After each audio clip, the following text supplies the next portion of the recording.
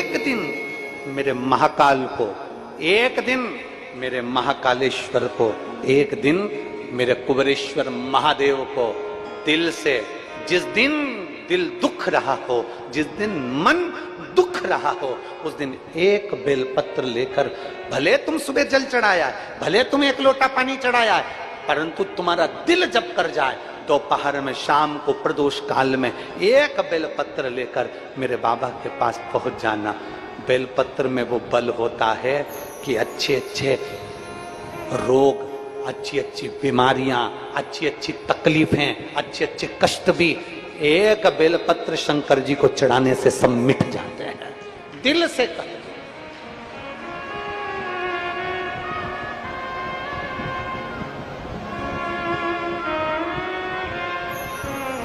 मेरे बाबा सुन भी लो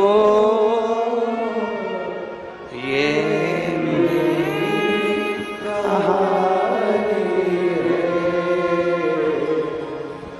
भगवान शिव से अपने मन की बात कहते हुए उसको दिल से एक बेलपत्र बाबा को अपने मन से कहना, बाबा बड़ी आस लगाकर आई हूं, आज बड़ा दिल दुख रहा है, बड़ा तकलीफ है, बड़ा कष्ट है, तू संभालना, तेरे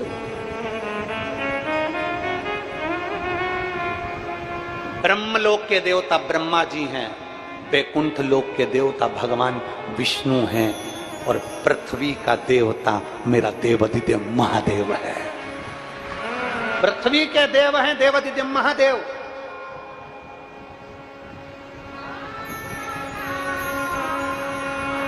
तुम्हारी एक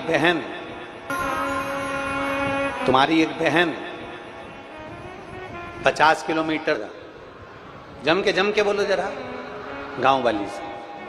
तुम्हारा एक भाई तुम्हारे गांव में रहता है और एक भाई तुम्हारा 150 किलोमीटर दूर रायपुर में रहता है। तुम्हें तकलीफ होगी तो तुम रायपुर वाले से कहोगे कि गांव वाले से कहोगे? बोलो तो जरा, गांव वाले से। ब्रह्मा ब्रह्मलोक में, भगवान विष्णु वैकुंठ लोक में, पृथ्वी लोक के देवता है देवादिदेव महादेव। जब तुम्हारे दिल में दुख हो, तकलीफ हो, कष्ट हो, एक बेलपत्री लेकर जाना शंकर के मंदिर में। समय मत देखना कि दिन है कि रात है कि सुबह है कि शाम है। सारे देवताओं की पूजन में समय देखा जाता है, पर मेरे काल अधिपति महाकाल की पूजन में कोई समय नहीं देखा जाता। सारे देवताओं की पूजन में समय देखा जाएगा, पर काल अधिपति की पूजन में समय नहीं देखा जाएगा।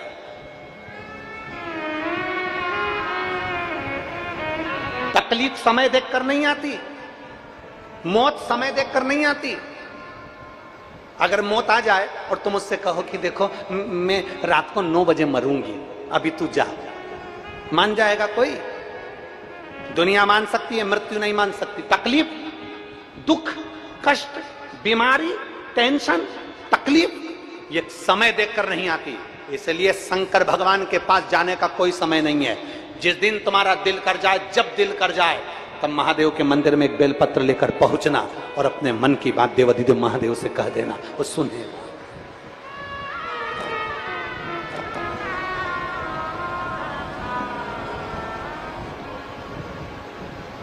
जिस दिन तुम्हारा मन कर जाए, जिस दिन तुम्हारा दिल कर जाए, जिस दिन तुम्हारा चित्त कर जाए,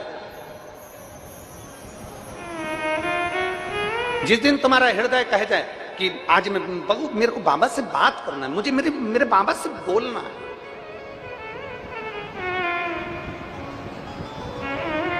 करो रोज रोज थोड़ी थोड़ी बात अपने अपने भोलेनाथ जी से करो। आप में से कितने लोग हैं जो शंकर जी के मंदिर में रोज बाबा से अपने दिल की बात कहकर आते हो? कहाँ करो? अपने बाप से नहीं कहोगे, अपने पिता से नहीं कहोगे तो किससे कहोगे? बेटी को ससुराल में तकलीफ होती है तो मायके में जाकर अपने पिता से कहती है, और संसार के लोगों को जब तकलीफ होती है तो महाकाल से कही जाती है, मेरे भोलेनाथ से कही जाती है, मेरे शंभू से कही जाती है। उसे कहो, मेरे बाबा सुन भी ये मेरी कहानी,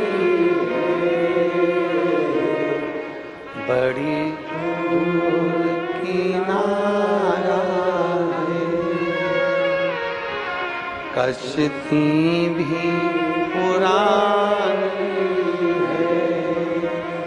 भोले बाबा सुन भी लो ये मेरी कहानी है।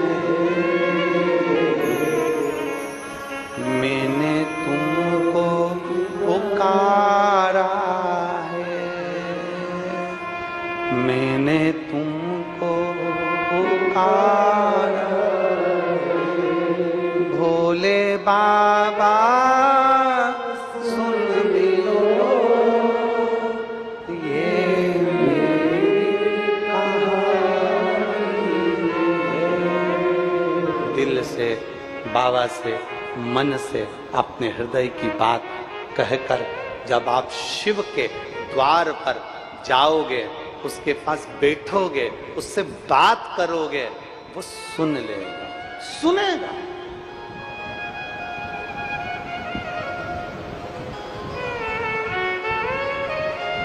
क्यों ना सुने? एक कथा आती है, बड़ा सुंदर एक संवाद आता है। शिव जी का एक नाम वेश्यानाथ भी है। शिव जी का एक नाम वेश्यानाथ भी है। एक नंदी ग्राम में एक वैश्या रहती थी जिसका नाम था महानंदा।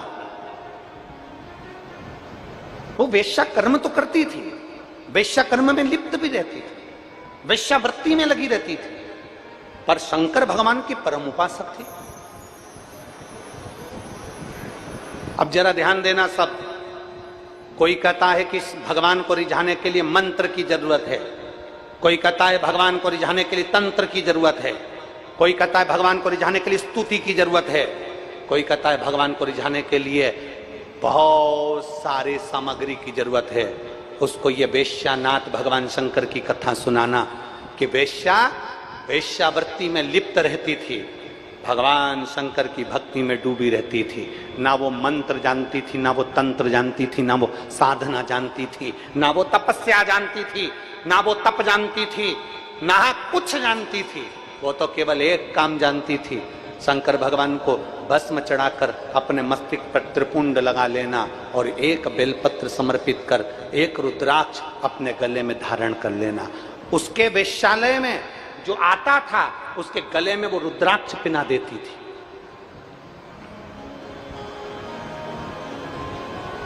उसके अटारी पर बंदर, मुर्गा, मुर्गी, कोई भी उसकी अटारी पर पशु पक्षी कोई आ जाता था, शंकर का नाम लेकर उनके गले में रुद्राक्ष पहना देती थी।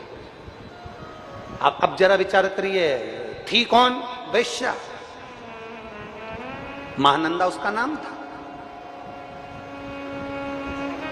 अब महानंदा वैश्या, ऊपर बंदर आ गया अटारी पर, इसने भगवान शंकर के नाम लिया और बंदर को भोजन देते देते उसके गले में रुद्राक्ष बांध दिया। मुर्गा मुर्गी आ गए, जीव जंतु आ गए, उनके गले में उसने रुद्राक्ष बांध दिया। इसके वेश्यालय में अगर कोई पुरुष आता था इसका नृत्य देखने के लिए, इसकी सुंदरता के चक्कर में, तो उसके गले में पहले ये रुद्राक्ष पहना देती थी। शिव की बड़ी उपासक थी।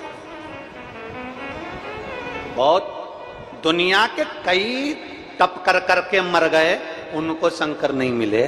दुनिया के कई मंत्र और तंत्र कर करके मर गए, उनको शंकर नहीं मिले।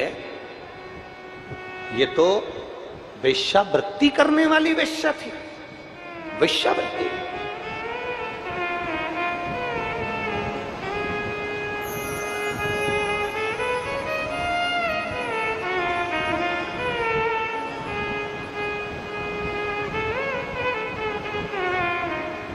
कई लोग कहते हैं, उंगली उठाने वाले कह देते हैं, सियोर वाले मिश्रा जी को तो ये नहीं आता, सियोर वाले मिश्रा जी को वो नहीं आता।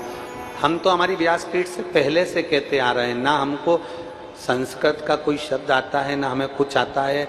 हमें तो केवल एक काम आता है, भगवान भोलेनाथ को एक लोटा जल चढ़ाओ, श्री शिवाय नमस्तुभ्यम बोलो, पंचाक्षर मंत्र नमः शिवाय बोलो, ओम नमः शिवाय बोलो, शंकर का भजन करो, कीर्तन करो, स्मरण करो। आडंबर मत करो, दिखावा मत करो, दुनिया की दृष्टि में जैसे हो वैसे की वैसे रहो। एक बेटा अगर कलेक्टर बन जाता है वो कलेक्टर दुनिया की निगाह में होगा। एक बेटा कमिश्नर बन जाता है, एसपी बन जाता है, टीआई बन जाता है, वो दुनिया की निगाह में टीआई, कमिश्नर, कलेक्टर होगा। पर माँ की निगाह में, बाप की निगाह में बेटा कलेक्टर नहीं होता। वो जो नाम से पुकारते हैं उसी नाम से पुकारते हैं, बेटा इधर आ। बेटा दुनिया की निगाह में कलेक्टर होगा, दुनिया की निगाह में एसपी होगा, टीआई होगा, मंत्री होगा, संतरी होगा, कलेंत्री होगा, विधायक होगा, सांसद होगा, बड़े से बड़ा मंत्री पद होगा। दुनिया की निगाह में वो बड़ा होगा, पर माँ बाप की निगाह में वो बड़ा नहीं होता। उसी तरह जैसे हो वैसे ही रहो। तुम्हें दिखावा करने की जरूरत नहीं है। तुम्हें मंत्र नहीं आता, कोई बात नहीं। तुम्हें तंत्र नहीं आता, कोई बात नहीं। तुम्हें साधना नहीं आती, कोई बात नहीं। तुम्हें तप करना नहीं आता, कोई बात नहीं। तुम्हें व्रत करना नहीं आता, मैं व्रत करती हूँ गुरुजी, मेरी शरीर में मुझसे कमजोरी आ जाती। मत करो, कौन ने कहा कि व्रत करो? तुमसे जो बने तुम तो वो करो। भगवान कभी भी दिखावे से प्रसन्न नहीं होता, भगवान कभी आडंबर से प्रसन्न नहीं होता। भगवान तुमने इतना सारा विधान बता दिया, ये भी करना पड़ेगा, वो भी करना पड़ेगा, ऐसे करो, सुबह उठो, शाम उठो। बोलो बोलो, आप में से साहू परिवार वाले कितने बैठे हैं? साहू साहू कितने बैठे हैं? जरा हाथ उठाओ तो जरा। हाँ ठीक है। बहुत कर्मा माता की, मां कर्मा की कथा सुनी है? मां कर्मा मेरी मैया, माता कर्मा जगन्नाथ जी के लिए भोजन बनाती, आवाज लगा देती, आओ जगन्नाथ, खाओ जगन्नाथ। जगन्नाथ जी दौड़ कर आ जाते और खाकर चले जाते। जगन्नाथ जी दौड़ कर आते और कर्माबाई का खिचड़ा खाकर जाते। एक दिन एक संत ने कर्माबाई से कह दिया कि कर्मा माँ भूख लगी है। कर्माबाई अंदर से खिचड़ा लाकर दे दी। संत ने कहा तुमने स्नान किया, तुमने पूजन पाठ करी, तुमने संध्या वंदन किया, तुमने मंत्र जाप किया, तुमने नाम जाप किया? कर्माबाई ने कह दिया नहीं, मैं तो मेरे जगदीश के लिए भोजन बनाने के लिए रख देती हूँ, मेरा जगन्नाथ आता है खाकर चले जाता है। कर्माबाई के खिचड़े को संत ने नीचे डाल दिया। डालते सही संत तो चले गए, संत चले गए। और कर्माबाई ने पूछा मुझे क्या करना चाहिए? संत ने कहा सुबह उठो, संध्या वंदन करो, स्नान करो, ये करो, वो करो, पूरा पूजन का विधान बता दिया। कर्माबाई पूजन के विधान में ऐसी जुड़ गई, ऐसी पूजन में लग गई कि दोपहरी हो गई और भगवान का खिचड़ा नहीं बना। जगन्नाथ जी 4 बार कर्माबाई के घर आ गए, चले गए। खिचड़ी बनी नहीं बनी, खिचड़ी बनी नहीं बना, खिचड़ा बना नहीं बना, वापिस चले गए। जगन्नाथ जी वापिस गए। दोपहर में 3 बजे कर्माबाई की खिचड़ी तैयार हुई। जगन्नाथ स्वामी आ गए, आओ जगन्नाथ, खाओ जगन्नाथ। कर्माबाई के पास में जो जगन्नाथ जी आए, कर्मा से पूछा माँ कर्मा, ओ माँ कर्मा। माँ ने बोला हाँ जगन्नाथ जी क्या हुआ? आज तो तूने भोजन बहुत देर में दिया, मैं भूखा रह गया। आज तो मुझे बहुत भूख लग रही थी, तुमने बहुत देरी से भोजन बनाया। कर्माबाई बोली एक संत आए थे, उन्होंने कहा था सुबह ऐसे भोजन मत बनाया करो, पहले नहाकर संध्या वंदन पूजन अर्चन ये वो सब करो, उसके बाद भोजन बनाओ। तो मैंने वैसे ही किया। जगन्नाथ जी बोले अब खिचड़ी तो मैं बाद में खाऊंगा, पहले बता संत कहां गया, पहले मुझे बता संत कहां गया। कर्माबाई बोली संत इधर गया है। जगन्नाथ जी पीछे से गए, एक धर के संत की पीठ पर दिया। संत चित्ता पड़ा था। संत चित्ते पड़े। जैसे ही संत चित्ते पड़े तो संत ने पूछा कौन? जगन्नाथ जी बोले तेरे बाप, तेरे पिता जगन्नाथ। संत ने हाथ जोड़कर कहा जगन्नाथ जी आप यहां? भगवान बोले ये सब बात दूसरी है, पहले कर्माबाई के यहाँ जा और बोल करा जैसे तू खिचड़ी बनाती थी वैसे ही बना और जगन्नाथ जी को भोग लगा। जैसे तू खिचड़ा बनाती थी वैसे खिचड़ा बना और जगन्नाथ जी को भोग लगा। कर्माबाई के यहाँ संत जाकर कहते हैं कर्मा भगवान मंत्र से नहीं, भगवान साधना से नहीं, कर्मा भगवान तंत्र से नहीं, भगवान दिखावे से नहीं, कर्मा भगवान जप और साधना से नहीं मिलते। कर्मा तेरे जैसी भक्ति चाहिए, जगन्नाथ घर में आ जाते हैं। तेरी जैसी भक्ति चाहिए। बोल मां कर्मा माता की। तुम्हें तो गौरव महसूस होना चाहिए। संपूर्ण साहू समाज को अपने आप में एक छाती फूलना चाहिए। आप साधारण नहीं हो, आप मां कर्मा के वंशज हो, जिनके घर में जगन्नाथ जी भोजन करने आते थे।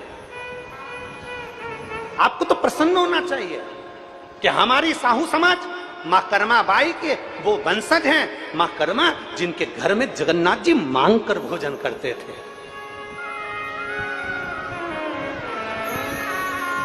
और कोई तुमसे कह दे कि भगवान के पूजन बंद कर दो, कोई तुमसे कह दे शंकर के मंदिर मत जाओ, कोई तुमसे कह दे शिव के मंदिर मत जाओ, सबसे पहले आगे आना चाहिए साहू समाज को और कहना चाहिए हमारी मां भगवान को जगन्नाथ को भोजन कराती थी, तो हम भी मंदिर देवालय शिवालय कभी नहीं छोड़ सकते, हम कहीं दूसरे धर्म में नहीं जा सकते।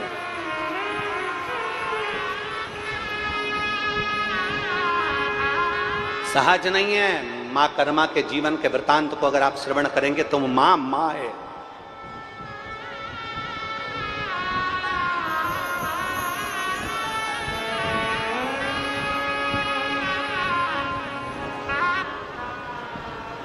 और थाली भर के लाई रखी चढ़ो, ऊपर घी की बाट की, और जीमो महाराज श्याम धनी जिमावे चम भाव से। और भक्ति हो तो कर्मा जैसी सांवरियो घर आवे लो, भक्ति हो तो कर्मा जैसी सांवरियो घर। और सोहन लाल लोहा कर प्रभु को हर्ष हर्ष गुण गावे लो, सोहन लाल लोहा कर प्रभु को हर्ष हर्ष गुण गावे लो। और साचो प्रेम प्रभु में हो तो, साचो प्रेम प्रभु में हो तो मूरत बोले काट की, और जीमो महाराज जिमावे। कौन ना जिमा? भाव से जिमाती है कर्मा भाई, भाव से रिझाती है कर्मा भाई। भगवान को मंत्र नहीं चाहिए, भगवान को तंत्र नहीं चाहिए, भगवान को साधना नहीं चाहिए, भगवान को स्तुति की जरूरत नहीं, भगवान को तुम्हारे निर्मल मन की जरूरत है। निर्मल मन सो मोहि पावा, मोहि छल छिद्र कपट ना भावा। तुम्हारा दिल जितना पवित्र होगा, मन जितना सुंदर होगा, दिल जितना पवित्र होगा, मेरे शिव, मेरे राम, मेरे कृष्ण, मेरे जगन्नाथ, मेरे नारायण, मेरे ब्रह्मा, मेरे दत्त तुम्हारे सम्मुख में प्रकट हो जाए। अब अंदर तो इतना कपट भरा है तुम्हारे अंदर, तुम्हारी इतनी ईर्ष्या भरी हुई है दुनिया वालों के प्रति, और सोच रहे हो कि हमें तो भगवान प्राप्त हो जाएंगे, हमारी वाणी तो बिल्कुल पक्की है, हम जो कह देंगे वो हो जाएगा। अंदर इतनी ईर्ष्या, अंदर इतना कपट, अंदर इतनी जलन, और तुम सोचो कि तुम्हारी वाणी सिद्ध हो जाएगी ना। भगवान की अविरल भक्ति के लिए दिल मन पवित्र होना चाहिए, साफ होना चाहिए।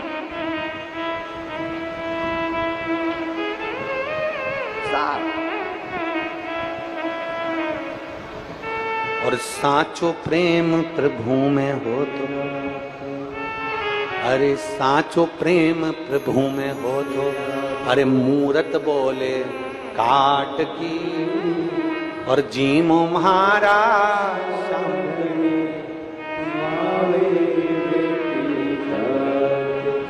ये भीतर की भक्ति है, ये भीतर का विश्वास है, ये भीतर की श्रद्धा है।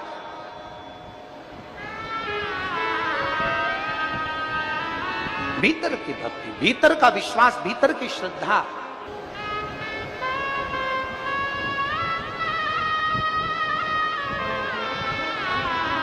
हमारे बीच में आपके क्षेत्र के विधायक महोदय पधारे हैं, एक बार जोरदार ताली बजाकर उनका साधुवाद।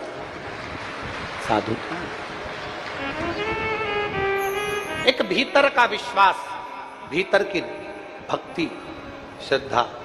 आमंत्रित करता हूं मैं विधायक जी को, आ जाइए, आ जाओ एक बार, व्यासपीठ को नमन करो। हमारे भीतर का विश्वास, हमारे भीतर की भक्ति, हमारे भीतर की दृढ़ता हमारे शंकर को हमारे करीब में लेकर आ जाती है।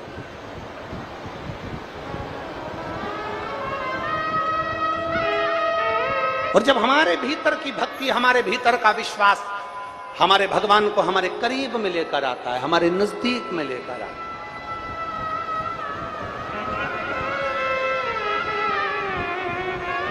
महाराज,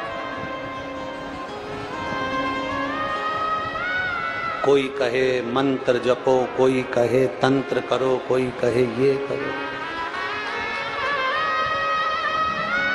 और साचु प्रेम मूरत बोले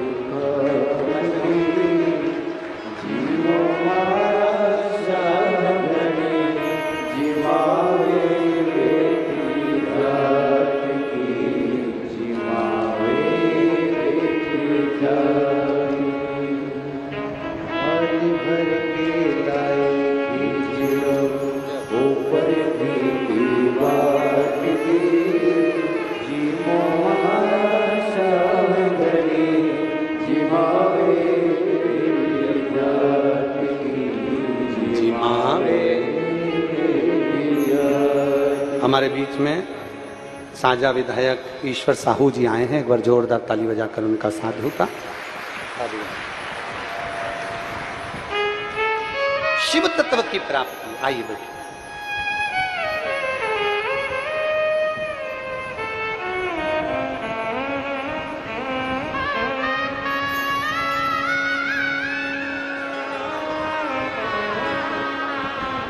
एक विश्वास को प्रकट करिए, एक भरोसे को दृढ़ करिए, और जिस दिन तुम्हारा विश्वास और तुम्हारा भरोसा दृढ़ हो जाएगा, उस दिन परमात्मा को मिलने में देरी नहीं लगेगी। विश्वास, भरोसा।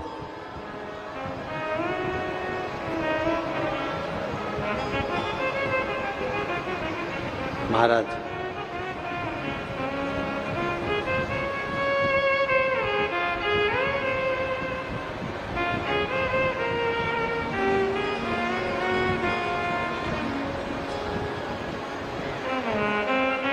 शिव को पुकारने के लिए भगवान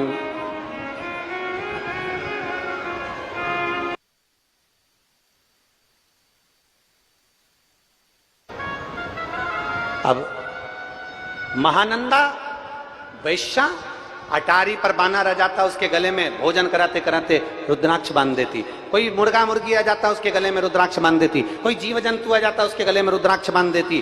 कोई वेश्या के घर में कोई पुरुष उसकी सुंदरता के लिए, उसके नृत्य के चक्कर में, उसके चक्कर में आता तो उसके गले में रुद्राक्ष बांध दे। स्वयं त्रिपुंड लगाती है, गले में रुद्राक्ष धारण करती है। कोई मंत्र नहीं जानती, कोई तंत्र नहीं जानती, कोई साधना नहीं जानती, पर भगवान की शंकर की अविरल भक्ति करती है। वेश्यावृत्ति करने से पहले शंकर की आराधना में लीन रहती है, शिव की भक्ति में डूबी रहती है।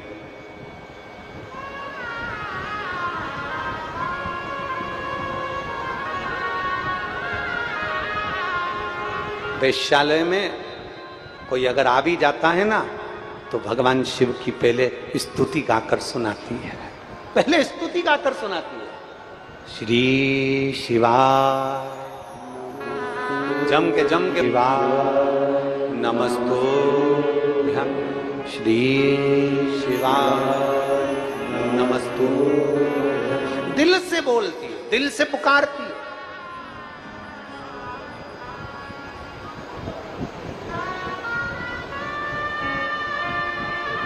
अब शिव शिव है, उगड़दानी उगड़दानी है, शंकर शंकर है। मेरे बाबा परीक्षा बहुत लेते हैं,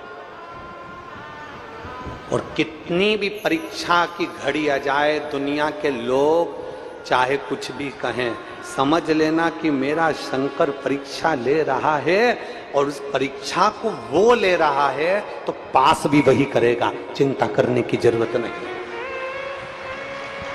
पास भी वही करेगा, क्यों टेंशन लेना।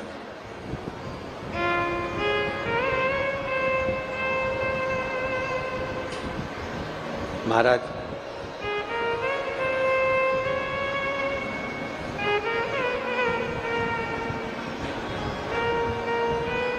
आप तो उसके दास से भाव में रहिए, आप तो उसकी सेवा के भाव में रहिए, और मैं तो बन जाती रे दासी।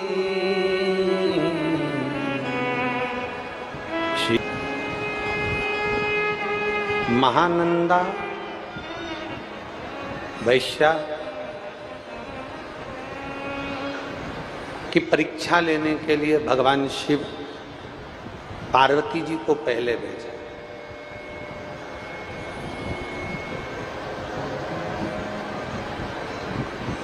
मां जगतधात्री दुर्गा भवानी को पहले भेजा।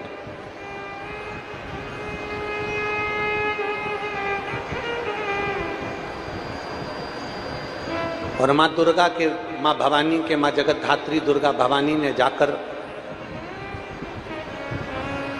महानंदा वेश्या से कहा कि तुम ये शंकर की आराधना क्यों करती हो,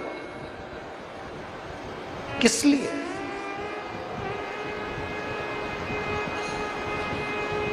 शिव की आराधना से क्या मिलेगा? मन से चलते। महानंदा ने कह दिया मैं आपके कहने पर भगवान शंकर की भक्ति बंद नहीं कर सकती। पार्वती जी चली गई, पार्वती जी चली गई।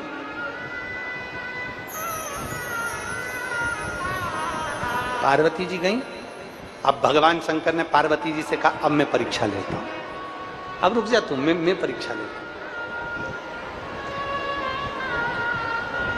अब मैं जाऊंगा। चल दिए भोलेनाथ।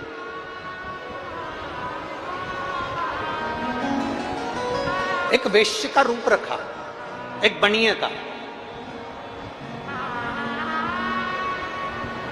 और एक बनिए का रूप रखकर, एक वेश्य का रूप रखकर भगवान वेश्या के दरवाजे पर पहुंच गए।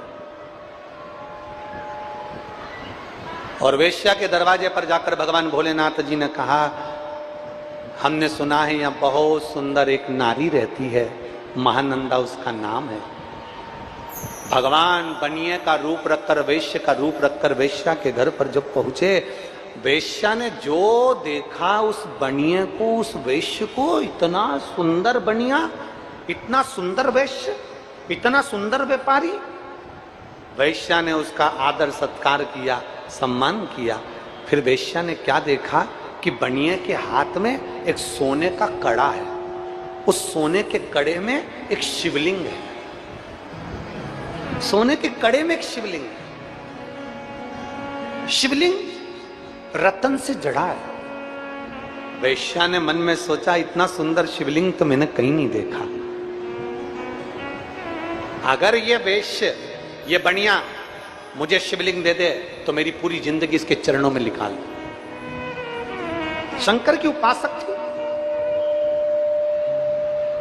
शिव की आराधना करती थी, शिव आराधना में डूबने वाली थी। बनिया ने पूछा, वेश्या ने पूछा वेश्या से, महानंदा तुम क्या देख रही हो? महानंदा कहती है आपके हाथ में जो सोने का कड़ा है और उस सोने के कड़े में जो शिवलिंग है, ये कड़ा मुझे चाहिए, ये कड़ा मुझे दे दो। कड़ा? हाँ। शंकर भगवान बोले कि कड़ा तो मैं दे दूंगा, पर ये कड़ा मेरी जान है, क्योंकि इसमें जो शिवलिंग है वो मेरे दिल में बसता है। महानंदा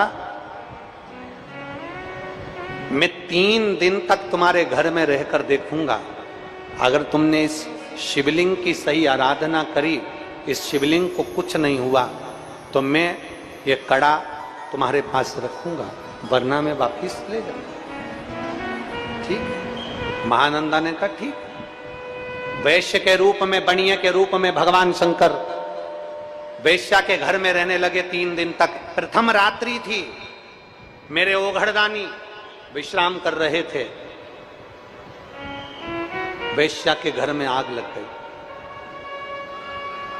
जैसे ही महानंदा के घर में आग लगी, महानंदा के यहां जितने जीव जंतु थे सबके लिए दरवाजा खोल दिया, सब भाग गए। पर जो सोने का कड़ा रखा था जिसमें शिवलिंग था, जो सोने का कड़ा रखा था जिसमें शिवलिंग था, वो शिवलिंग का कड़ा पूरा जलकर राख हो गया, पूरा जल गया, पूरा गल गया। अब तो महानंदा की आंख में जल भर गया, महानंदा की आंख में जल। मैंने बनिए से, मैंने वैश्य से ये कड़ा मांगा था, 3 दिन तक उसने रखने का बोला था, और मेरे घर में उस कड़े में आग लग गई, उस शिवलिंग में अग्नि लग गई, बड़ी दुखी हो गई। अब कुछ भी हो जाए, चाहे कुछ हो जाए, अब तो मैं अपने प्राण त्याग कर रहूंगी। शंकर का शिवलिंग जल गया, शंकर का शिवलिंग भस्म हो गया, अब तो मैं अपने प्राण त्याग दूंगी। महानंदा ने विचार कर लिया। दूसरा दिन हुआ, भगवान शंकर ने बनिया का रूप धरकर, वैश्य का रूप धरकर पूछा, महानंदा मैंने तुझे कड़ा दिया था वो कहां गया, मैंने तुझे शिवलिंग दिया था वो कहां गया, कहां है वो शिवलिंग? महानंदा आंख में आंसू भरकर रोती हुई कहती है, बात बनिए से, वैश्य से, सेठ जी वो शिवलिंग तो मेरा जलकर भस्म हो गया, परंतु मेरे शंकर भस्म हुए तो अब मैं शरीर नहीं रख सकती। महानंदा ने चिता लगाई, उस चिता पर महानंदा बैठ गई, और महानंदा चिता पर बैठकर हाथ जोड़कर कहती है, गांव के लोग तुम अग्नि मत लगाना, मैंने अगर मेरे दिल से, बचपन से मैंने देवाधिदेव महादेव की आराधना करी है, तो इसमें अग्नि अपने आप जलेगी। देवता आश्चर्य में पड़ गए, 33 कोटि देवता खड़े हो गए, अंबारियों से पुष्प वर्षा होने लगी, और वेश्या की चिता में आग लग गई अपने आप। वेश्या की चिता में जैसी आग लगी, आग लगते से भगवान शंकर ने अपनी गंगा की धार अपनी जटा में से छोड़ दी, और जो गंगा की धार धड़कती हुई भयंकर गर्जना के साथ जो गंगा आई, आते से वेश्या के उस चिता की अग्नि को बुझा दी। चिता की अग्नि बुझी, वेश्या ने भगवान शंकर का दर्शन किया है, भगवान शिव का दर्शन।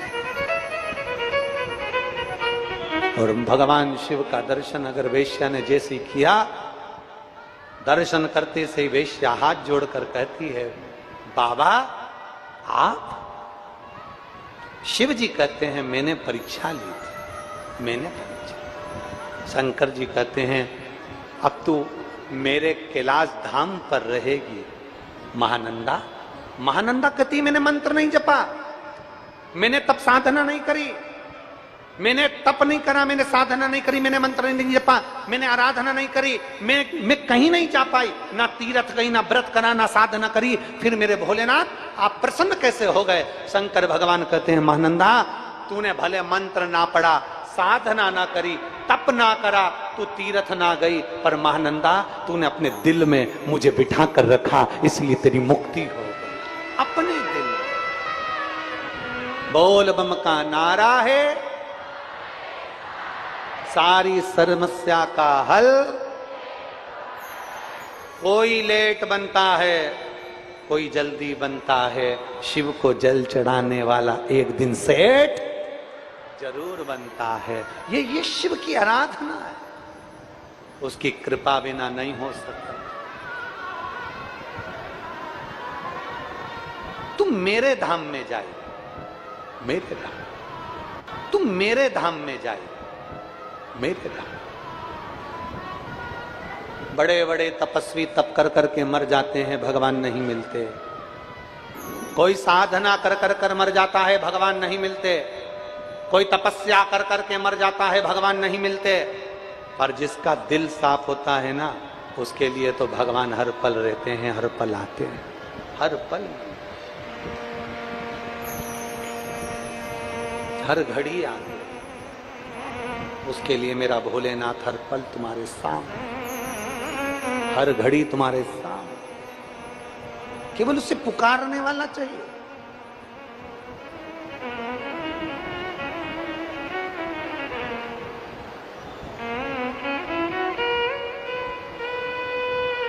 मेरे बाबा दया करना,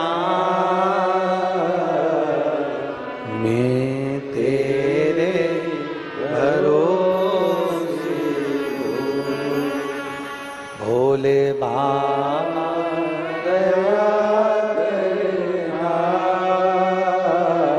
मैं तेरे भरोसे हूँ। हम जितने उसके भरोसे रहते,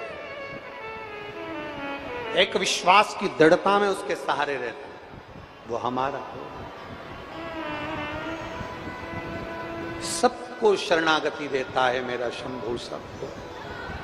वो कहते हैं ना, वो एक लाइन निखिलेश जी गुनगुनाते रहते हैं, भूत प्रेत नित करे चाकरी सबका यही गुजारा। भूत प्रेत नित करे चाकरी सबका यहाँ गुजारा।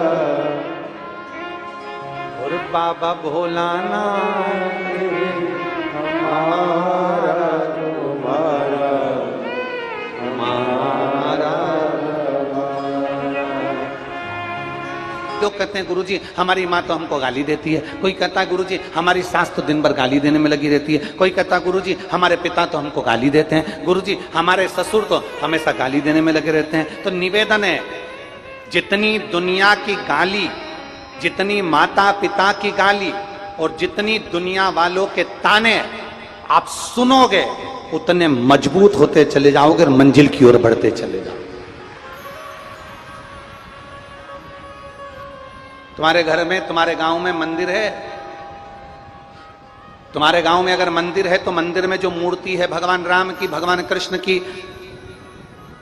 भगवान नारायण की, लक्ष्मी नारायण की, दत्त की, जितनी मूर्तियों का आप दर्शन करते हो, उन मूर्तियों का दर्शन करते करते जरा विचार करिएगा, एक पत्थर जमीन में लगा हुआ है और एक पत्थर की मूर्ति मंदिर के अंदर पूजा रही है। जो जमीन में लगा वो भी पत्थर है, जो मंदिर में रखी मूर्ति है वो भी पाषाण की है, वो भी पत्थर की है।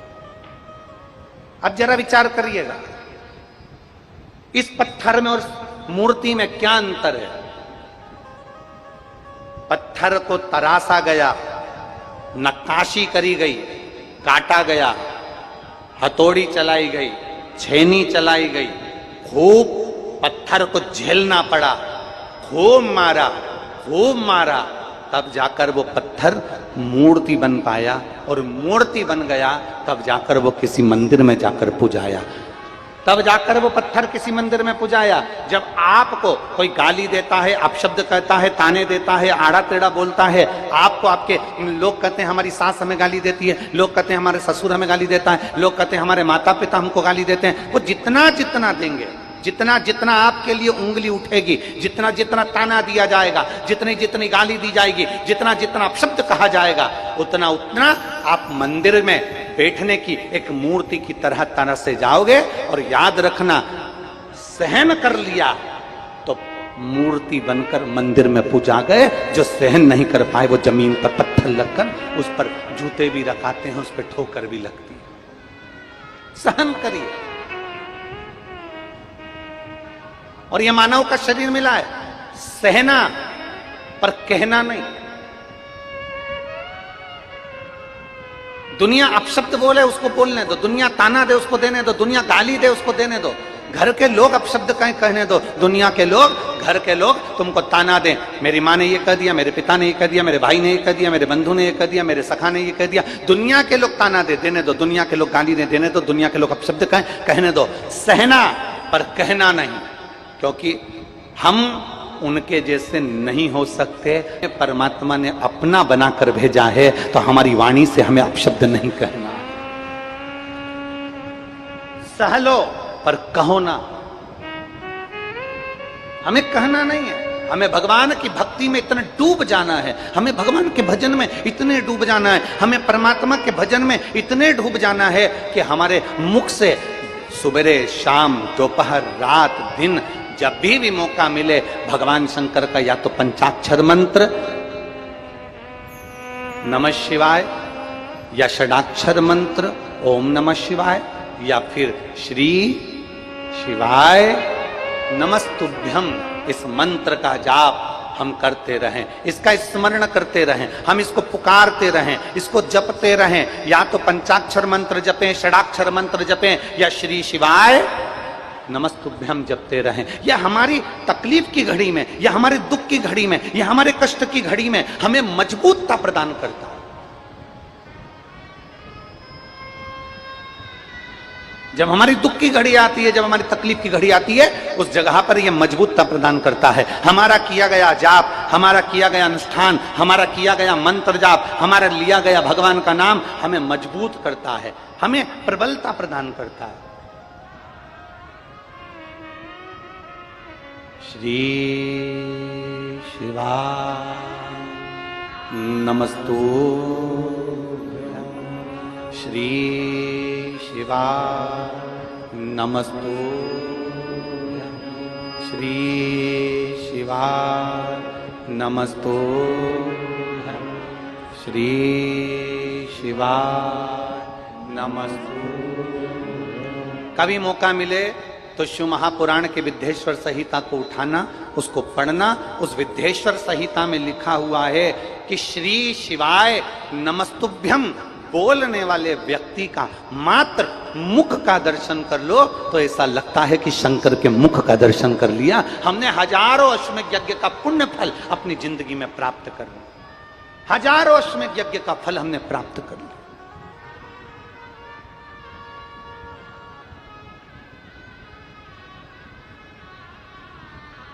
शिव कथा कर रहे,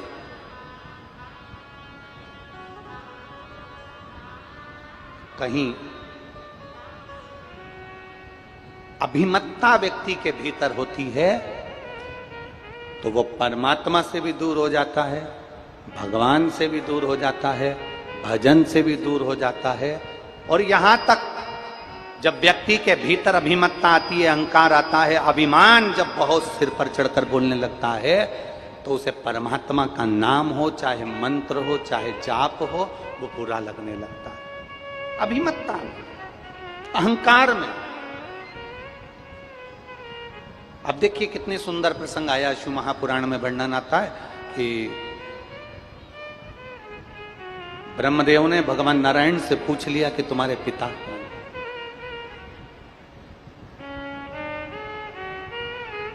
बहुत सुंदर संवाद है, बहुत ध्यान से सुनिएगा कि ब्रह्मा जी भगवान नारायण से कह रहे हैं कि तुम्हारे पिता कौन है?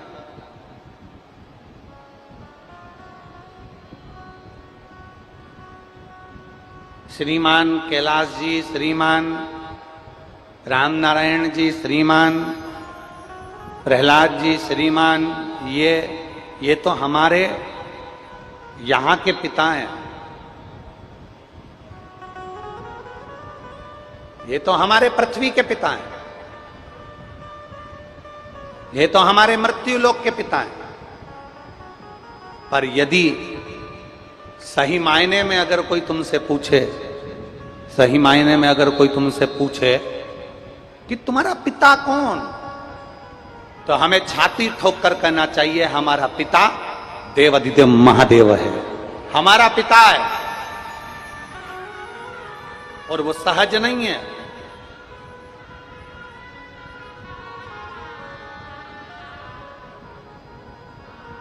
यहां के पिता हो सकता है एक बार, यहां के पिता हो सकता है एक आध बार हमारे ऊपर ध्यान ना दे पाए, यहां का पिता हो सकता है हमारे ऊपर एक आध बार ध्यान ना दे पाए। स्वयं शिव महापुराण की कथा कह रही है, दक्ष प्रजापति की सभा में शंकर भगवान बैठे हैं,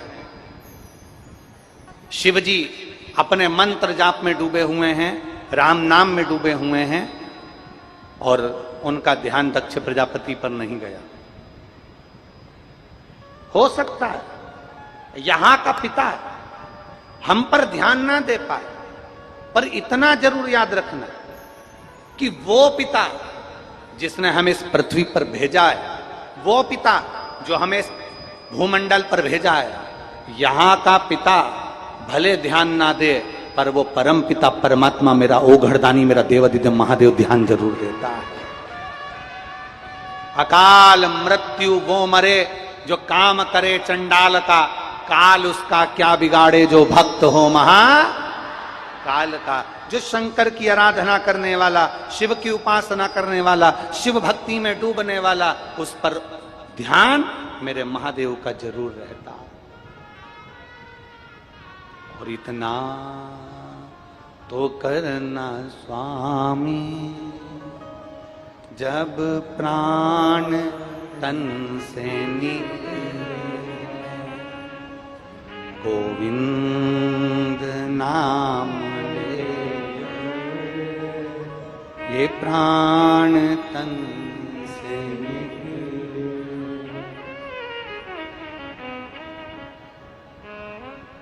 ये प्रयास हो, वो ध्यान रखे। हमने अभी ओमकारेश्वर की कथा में एक बात कही थी, आप लोगों ने श्रवण करा होगा, व्यासपीठ से देवदिव्य महादेव की पवित्र भूमि से कथा चल रही थी। उसमें एक बात कही थी, मनुष्य का मोबाइल ऑफलाइन हो सकता है, मनुष्य का नेट ऑफलाइन हो सकता है, मनुष्य का नेटवर्क ऑफलाइन हो सकता है, पर परमात्मा का नेटवर्क, तुम जिस दिन से पैदा हुए हो ना, मां के गर्भ में जिस दिन से आए हो, उस दिन से लेकर मरोगे ना, तब तक भगवान का नेटवर्क कभी फेल नहीं होता, वो तुमका ही रहता है। वो तुम्हें देखता है। अपने मोबाइल का नेटवर्क फेल हो सकता है, अपने मोबाइल का नेटवर्क फेल हो जाएगा, अपनी सिम बंद हो सकती है, अपना मोबाइल जा सकता है, अपना डाटा समाप्त हो सकता है, लैपटॉप में रखा हुआ डाटा समाप्त हो सकता है, पेन ड्राइव में भरी हुई पेन ड्राइव का डाटा समाप्त हो सकता है, पर उस परमात्मा के दरवाजे का डाटा कभी समाप्त नहीं होता। उसके पास लेखनी में लिखा है, तूने कितना भजन किया, तूने कितना आनंद लिया, तूने पवित्र भूमि में जन्म लेने के बाद भी, तीर्थ में जन्म लेने के बाद भी तेरे भीतर से कपट गया कि नहीं गया, तीर्थ में जन्म लेने के बाद भी तू भगवत भजन करा कि नहीं करा, पावन तीर्थ में जन्म लेने के बाद भी अगर तुम गलत काम करते रहे, ईर्ष्या रखते रहे, निंदा करते रहे, गलत कार्य करते रहे, ये उसके डाटा में जमा है। और मालूम पड़े संसार का मनुष्य एक छोटे से गांव में रह रहा है, एक छोटे से गंडई जैसे क्षेत्र में, मां गंगई की पवित्र भूमि पर आप रह रहे हैं, छोटे से गांव में, छोटे से नगर में, छोटे से शहर में आप रह रहे हैं। और छोटे से शहर में रहने के बाद भी अगर आपके भीतर परमात्मा का भजन है, तो याद रखना कि आप तीर्थ में बैठे हुए किसी साधु सन्यासी से बढ़कर आप हैं, क्योंकि आप छोटे से शहर और नगर में रहकर भी भगवान की भक्ति में डूबे हुए हैं। छोटे से नगर में रहने के बाद भी आप भगवान की विरल भक्ति में डूबे हुए हैं, भजन में डूबे हुए हैं, कीर्तन में डूबे हुए हैं। और वो भक्ति, वो भजन खाली नहीं जाता। एक पत्र है, देखिए,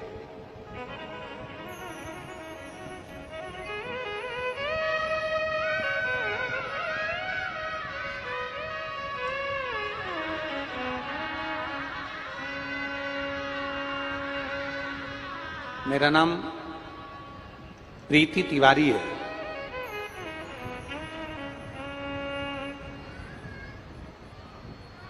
कहीं बैठी हैं प्रीति तिवारी? कहीं बैठी हो तो हाथ हिलाइएगा। अगर कहीं बैठी हो तो हाथ हिलाइए। मेरा नाम प्रीति तिवारी है। गुरुजी, जो लोग पत्र को पढ़ रहे हैं, गला पकड़ रहा है माइक, जो लोग पत्र को पढ़ रहे हैं एलईडी पर या आस्था चैनल पर या फेसबुक यूट्यूब पर, ध्यान दें। मेरा नाम प्रीति तिवारी है। गुरुजी, मैं जगदलपुर छत्तीसगढ़ की निवासी हूँ। कहीं बैठी हो तो हाथ हिलाइए। आप ही हैं? बच्चा आया है साथ में? बच्चा आया हो तो लिया।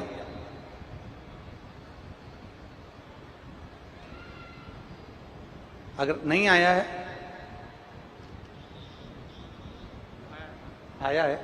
आया है तो ले आइए। मेरा नाम प्रीति तिवारी है गुरुजी, मैं जगदलपुर छत्तीसगढ़ की रहने वासी हूं। मेरा मोबाइल नंबर ये है।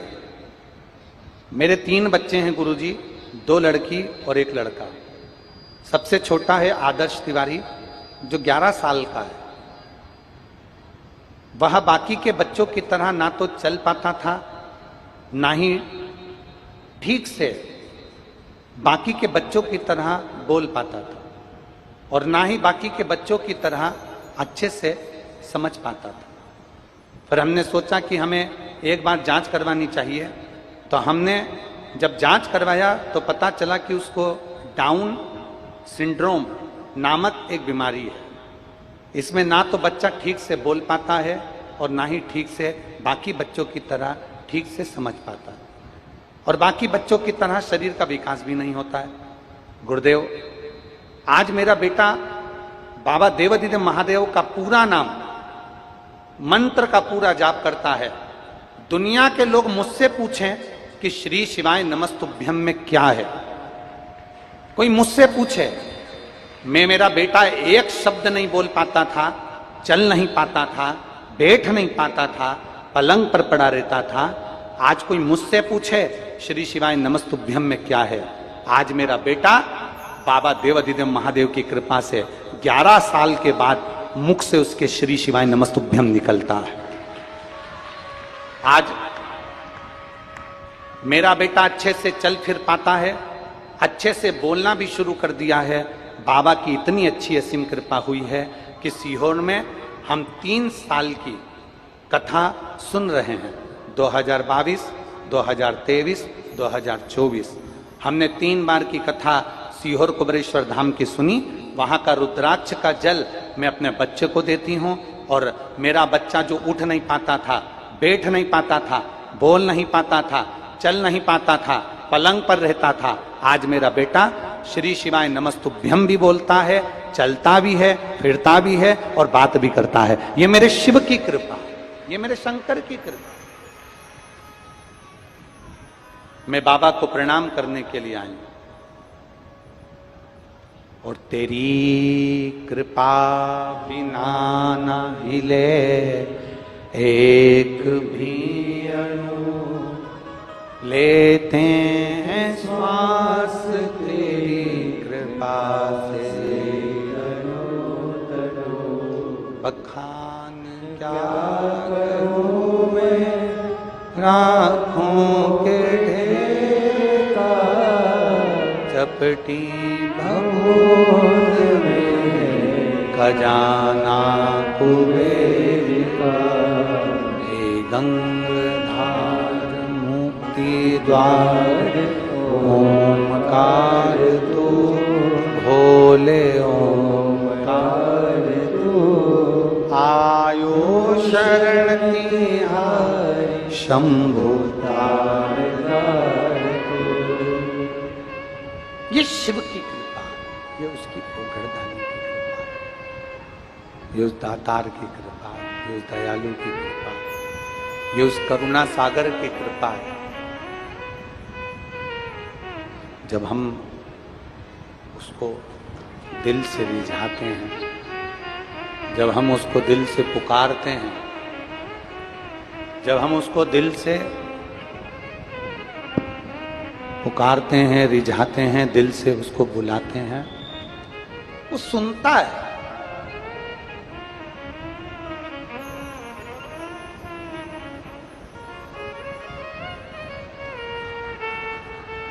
आपने दिल से पुकारा उसको, आपने दिल से उसको आवाज दी, आपने दिल से उसको नमन किया, आपने दिल से उसको पुकारा, तो क्यों ना सुने। केवल उसको हृदय से पुकारा जाए। और मेरे भोले दया करना, मैं तेरे भरोसे हूँ, मेरे बाबा दया करना, मैं तेरे भरोसे हूँ। ना घर के, आप भी बोलिए, सब बोलिए, ना घर के भरोसे हूँ, ना परिवार के भरोसे हो, ना घर के भरोसे हो, ना परिवार के भरोसे हो। मेरे बाबा दया करना, मैं तेरे भरोसे हूँ। भोले बाबा दया करना, मैं तेरे भरोसे हूँ। हम उसके आश्रित हो जाए, हम जो कुछ कहें उससे कहें।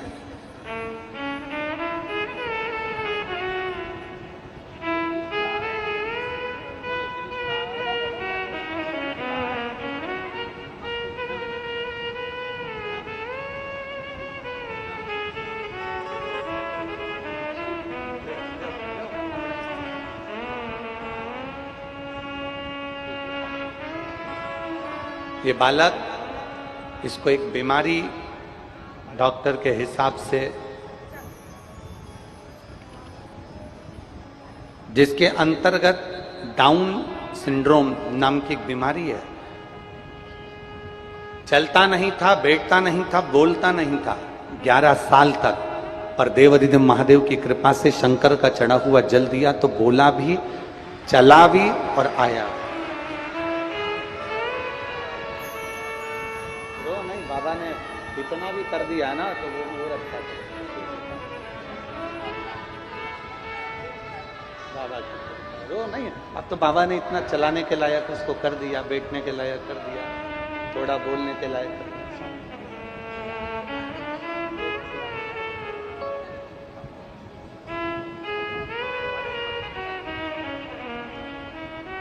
ये उसकी कृपा, ये उसकी उदार, ये उसकी दया।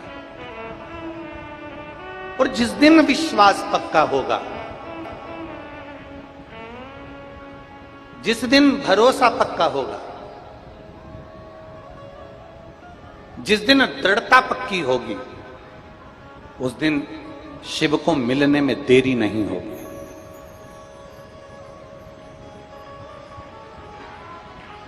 शंकर मिलेंगे।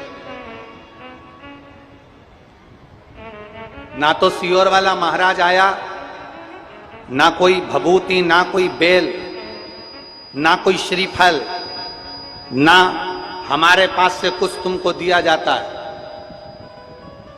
हमारे पास तो केवल एक ही चीज मिलती है, शंकर भगवान के प्रति जैसे तुलसीदास बाबा ने शिव जी को विश्वास कहा है, हमारे पास तो केवल एक चीज मिलती है कि शंकर पर विश्वास करना और एक लोटा जल चढ़ाकर उसका आचमन करना। एक ना एक दिन देवाधिदेव महादेव तुझे सुनेगा जरूर और देगा जरूर, देगा। भरोसे को डिगने मत दो, अपने विश्वास को टूटने मत दो, अपने भरोसे को समाप्त मत होने देना, अपने भरोसे को डिगने मत देना, अपने विश्वास को कभी खत्म मत होने देना। तुम्हारे पड़ोसी भी अगर तुमसे कह दें कि क्या होता है शंकर जी को जल चढ़ाने से, क्या होता है श्री शिवाय नमस्तुभ्यम बोलने से, क्या होता है शंकर जी की कथा सुनने से, क्या होता है शिव महापुराण की कथा सुनने से, पड़ोसी भी तुमसे बार बार कहे, 50 बार करे, 1000 बार कहे, ढेरों बार कहे, तो भी कह देना कि तुझे लगता है कि शिव पुराण सुनने से क्या होता है, तो एक बार घर में गीता प्रेस गोरखपुर की शिव पुराण को लाकर पढ़कर देख कि शंकर की कृपा का क्या गुणगान होता है। शिव क्या है, क्या होगा शंकर को जल चढ़ाने से, क्या होगा बेलपत्र खाने से, क्या होगा रुद्राक्ष का जल पीने से।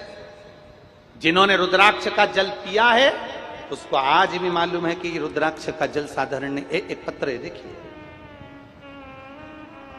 इस पत्र में पहले जो फोटो लगे हैं आप उनको देखिए, जो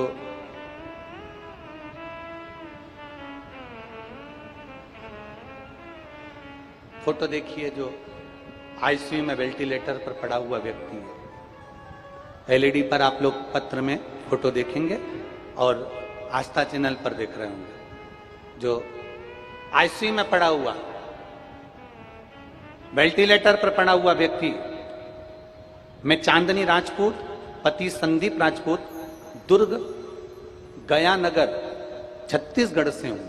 कहीं बैठी हो तो हाथ हिलाइएगा, कहीं बैठी हो तो हाथ हिलाइए। अगर बैठी हैं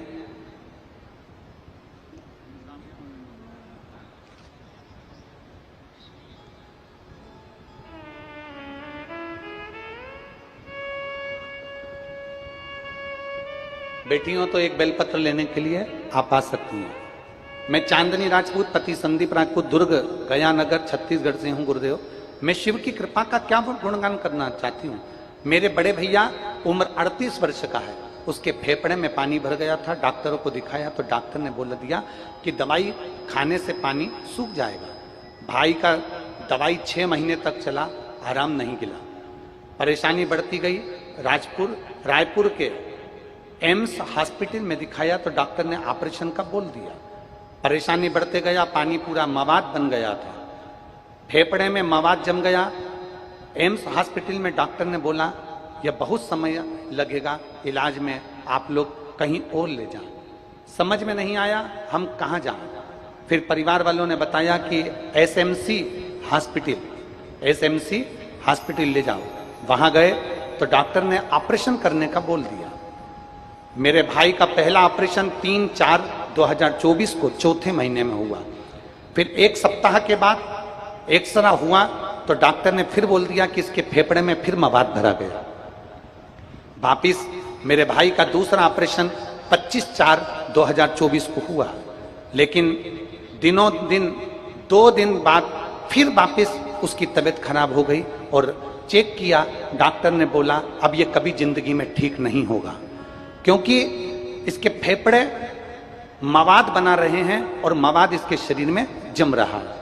अपन ने 2 ऑपरेशन कर दिए, उसके बाद अब इसका कोई तोड़ नहीं नजर आ रहा।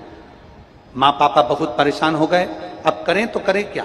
तब हमने सीहोर जाकर रुद्राक्ष लिया और उस रुद्राक्ष को तांबे के कलश में जलाकर बेलपत्र के साथ शिव जी को चढ़ाना प्रारंभ करा। मंदिर जाते, बेलपत्र लाते, भाई को देते और उस पानी को थोड़ा सा पिला देते। आज बाबा की कृपा का मैं क्या गुणगान करूं गुरुदेव। डॉक्टरों ने जवाब दे दिया था कि पूरी जिंदगी ऐसा ही रहेगा, चल नहीं पाएगा, फिर नहीं पाएगा, काम नहीं कर पाएगा। आज बाबा की कृपा से मेरा भाई पूरी तरह से ठीक है, जिसका फोटो मैं पीछे लगा रही हूं। आज मेरा भाई पूर्ण तरह से ठीक है। आप लोग एलईडी पर आस्था चैनल पर फोटो देख सकते हैं। ये दूसरा, वो घर आ गया। उन्होंने एक बात बहुत अच्छी लिखी। रायपुर अमलेश्वर की कथा में पहले दिन हम पहुंचे, भाई की तबीयत इतनी खराब थी, हमने अमलेश्वर की कथा में जाकर सबके हाथ जोड़े, उनसे निवेदन किया कि एक बेलपत्र दे दो। पहले दिन की कथा में हमें किसी ने बेलपत्र नहीं दिया। तब हमने वहां खड़े हुए एक बाउंसर से कहा, भैया मेरे भाई की तबीयत खराब है, मेरी भाभी रोती हुई आई है, आप बेलपत्र दे दो।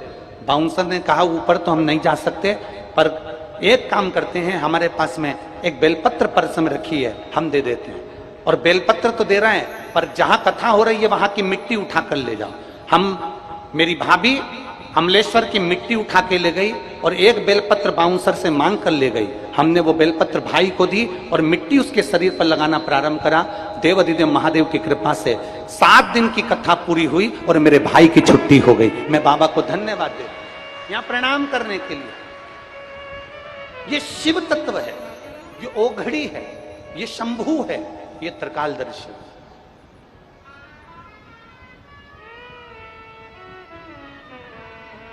एक विश्वास, मेरे तुलसीदास बाबा कहते हैं शंकर विश्वास रूपिणो। मेरे तुलसीदास बाबा कहते हैं शिव को विश्वास मान लीजिए। और जिसने शंकर भगवान को विश्वास मान लिया, जिसने शिव पर भरोसा कर लिया, एक विश्वास दृढ़ी जब हो गया, शिव को विश्वास मानकर आप शंकर के पास जाकर कुछ कहना प्रारंभ करोगे, मेरा देवाधिदेव महादेव तुम्हारे दुख की घड़ी में तुम्हारे साथ खड़ा जरूर होगा। माता, पिता और परमात्मा, ये सुख की राशि है। इनके पास बैठने से कुछ घटता नहीं, हमें बढ़ता ही है।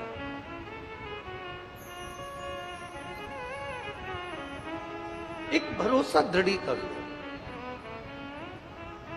एक विश्वास दृढ़ कर लो, और जिस दिन तुम्हारा भरोसा, जिस दिन तुम्हारा विश्वास दृढ़ हो जाएगा, उस दिन तुम परमात्मा के करीब में होगे, भोलेनाथ तुम्हारे नजदीक में होगा। नजदीक कभी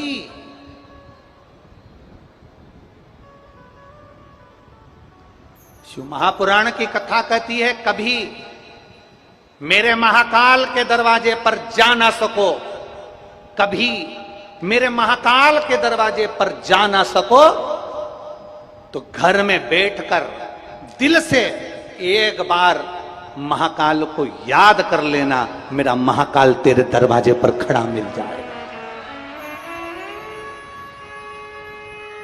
खड़ा मिलेगा।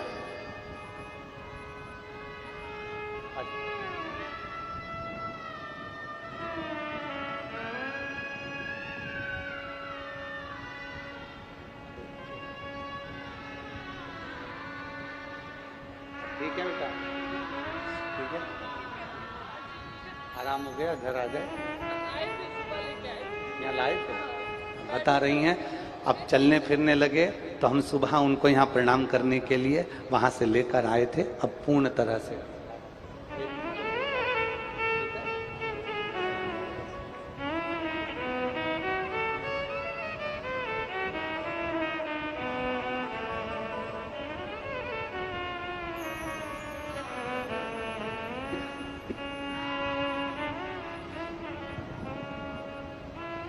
एक विश्वास को दृढ़ कर लीजिए, और जिस दिन तुम्हारा भरोसा, जिस दिन तुम्हारा विश्वास दृढ़ हो जाएगा, उस दिन तुम्हें समझ में आ जाएगा कि जिस शिवलिंग पर हम जल चढ़ा रहे हैं, जिस महादेव की कथा को हम श्रवण कर रहे हैं, वो शिवलिंग, वो महादेव और महादेव की कथा साधारण नहीं है।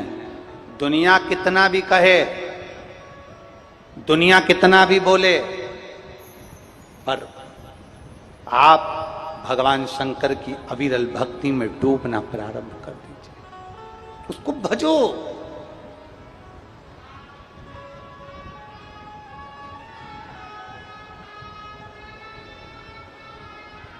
वो एक लाइन आप लोग गुनगुनाते हो, कौन कहता है भगवान आते नहीं, द्रौपदी की तरह हम, अरे बोलो तो जम के, बुलाते नहीं। कौन कहता है भगवान खाते नहीं, बेर शबरी की तरह हम खिलाते। कौन कहता है भगवान सोते नहीं, माँ यशोदा के जैसे लोरी सुनाते। कहां सुनाते, कौन कहे? जिस दिन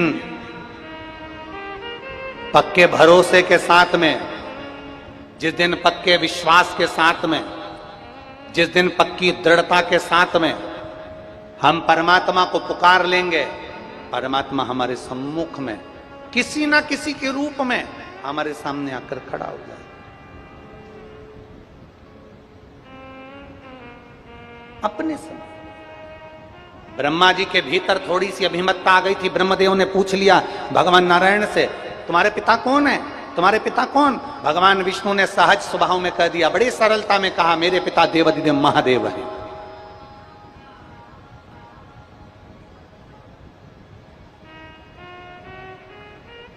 भगवान विष्णु ने बड़ी सरलता में कह दिया, भगवान नारायण ने बड़ी सहजता में कह दिया, मेरे पिता देवाधिदेव महादेव है।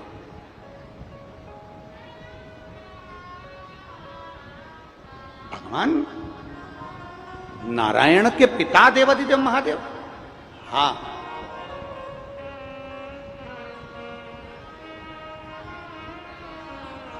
आपके पिता को देखना चाहता हूं। भगवान ब्रह्मा जी ने कहा मैं पिताजी को देखना चाहता हूं। एक बड़े से पर्वत का मंथन करना प्रारंभ करा, घुमाना प्रारंभ करा ब्रह्मा और भगवान विष्णु ने। भगवान ब्रह्मदेव और भगवान विष्णु एक बड़े से पर्वत को घुमा रहे थे। उस पर्वत ने घूमते घूमते अग्नि का खंभ प्रकट हो गया। अग्नि का खंभ प्रकट होते होते उसने शिवलिंग की आकृति ले ली और भगवान ब्रह्मा और भगवान विष्णु के सामने भगवान देवादिदेव महादेव का प्रथम शिवलिंग प्रकट हो गया। प्रथम शिवलिंग प्रकट हो गया।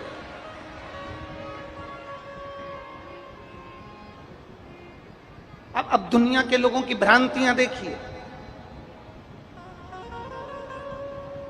अब कोई तो कह देता है कि शंकर भगवान के शिवलिंग की आराधना मत करो, कोई कह देता है शंकर भगवान के शिवलिंग पर जल मत चढ़ाओ, कोई कह देता है शंकर भगवान के शिवलिंग की पूजन ना करो, क्योंकि कई लोग अपने अपने विचार रख देते हैं। पर शिव महापुराण की कथा कहती है, विद्येश्वर संहिता कहती है, भगवान ब्रह्मा और भगवान विष्णु ने एक बड़े से पर्वत को घुमाना प्रारंभ करा और घुमाते घुमाते शंकर भगवान का स्वरूप वहां प्रकट हो गया। वो शिवलिंग की आकृति प्रकट हो गई, भगवान शंकर वहां प्रकट हो गए और आकाशवाणी हुई, ब्रह्मदेव तुम भगवान नारायण के पिता को जानना चाहते थे, मेरे स्वरूप का दर्शन तुमको हुआ है। मृत्युलोक में, संसार सागर में, पृथ्वी पर, इस भूमंडल में जो संसार के मनुष्य मेरे इस स्वरूप की पूजन करेंगे, शंकर भगवान कहते हैं मेरे इस लिंग स्वरूप की पूजन करेंगे, संसार का वो मनुष्य मेरी आराधना करते हुए सर्व सुखों को पाता हुआ अंत में कैलाश धाम पर जाकर विराजमान हो जाएगा। जिसने शिव को भज लिया, जिसने शंकर को जान लिया, जिसने भगवान देवादिदेव महादेव को पहचान लिया, वो जान गया कि शिव तत्व है क्या।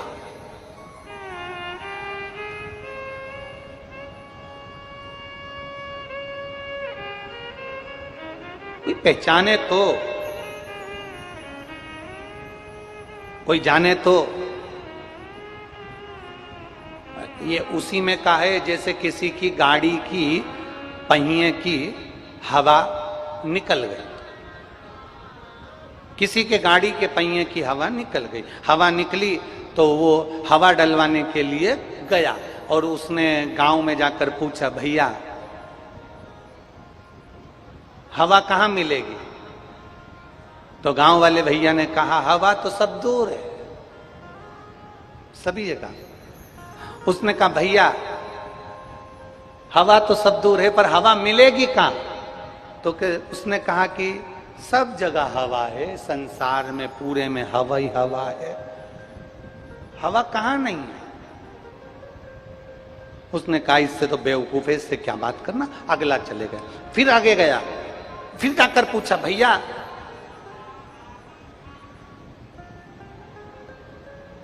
हवा चाहिए, हवा मिलेगी? उसने कहा, हवा तुझ में भी हवा है, मुझ में भी हवा है, सारी दुनिया में हवा है। ए भैया हवा तो सारी दुनिया में है पर मेरी गाड़ी की हवा निकल गई है, उसमें हवा डालना है। तो हवा ही तो बता रहा हूं सब जगह है। अब गाड़ी में हवा भरना है तो ऐसे पकड़ पकड़ के भर सकते हो क्या? जम के बोलो जरा, अरे बोलो तो रे गंडई वालों, पकड़ पकड़ के हवा को भर लोगे? नहीं, गाड़ी में अगर हवा भरना है तो हवा की मशीन वाले के पास जाना पड़ेगा, मशीन वाला उस हवा को भरेगा, तब जाकर गाड़ी के चक्के में हवा भराएगी, तब जाकर वो गाड़ी आगे बढ़ पाएगी। शिव महापुराण की कथा कहती है, हवा सब जगह है, परमात्मा सब जगह है, हर जगह परमात्मा बैठा है, कण कण में भगवान बैठा है, सब दूर परमात्मा बैठा है। गाय के नस नस में दूध होता है पर गाय का दूध गाय के थन से निकलता है, गाय का दूध गाय के कान से नहीं निकलता, गाय का दूध गाय के मुख से नहीं निकलता, गाय का दूध गाय के नाक से नहीं निकलता, गाय का दूध गाय के थन से निकलता है। गाय के नस नस में दूध है पर निकलने का स्थान गाय का थन है, उसी तरह परमात्मा कण कण में है पर उसको पाने का स्थान शिवालय और शिव महापुराण की कथा।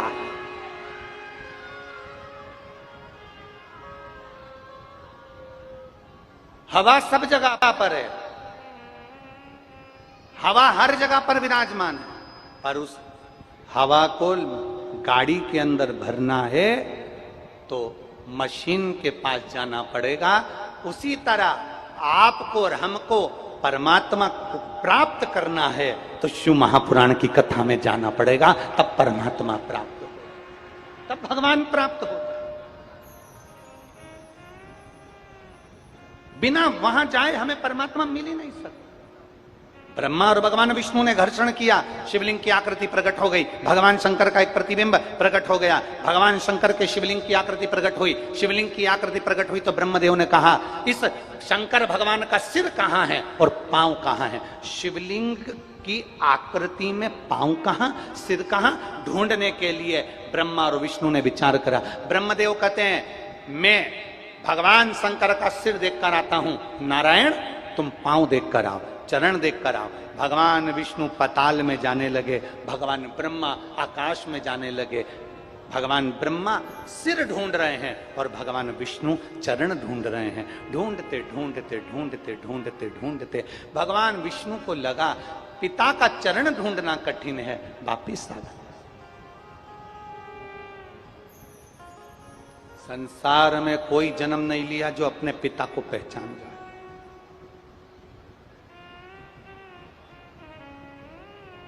पूरे भूमंडल पर, पृथ्वी पर, संसार में कोई ऐसा जन्मा नहीं है जो पूर्ण ब्रह्म की तरह है।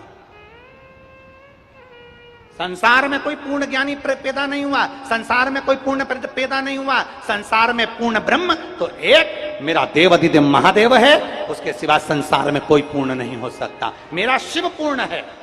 दुनिया के लोग कहते हैं हम बड़े ज्ञानी हैं, दुनिया के लोग कहते हैं हम महाज्ञानी हैं, दुनिया के लोग कहते हैं हमने इतने वेद, इतने पुराण, इतने शास्त्र पढ़ के रखे हैं, हमारे पास में हमें ये मंत्र आता, हमें वो मंत्र आता, हमें ये तंत्र आता, हमें वो तंत्र आता। दुनिया में कोई पूर्ण ज्ञानी पैदा नहीं हुआ, संसार में कोई पूर्ण ज्ञानी पैदा नहीं हुआ। संसार में सब अपूर्ण है, पूर्ण तो केवल मेरा देवाधिदेव महादेव, मेरा नारायण, मेरा शंकर है, मेरा कृष्ण, मेरा राम है, मेरे शिव है, वो पूर्ण है। बाकी के सब अपूर्ण है।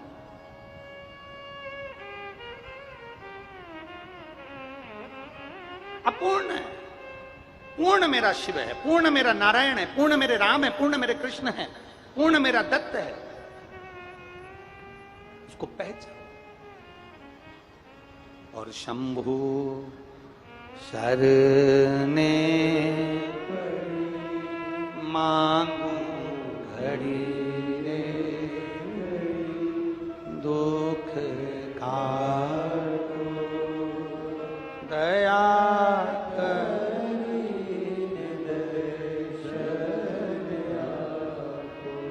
शंभु शरणे मांगू घड़ी रे दुख काटो दया करीने दर्शन। हम उसको पाने का प्रयास करें।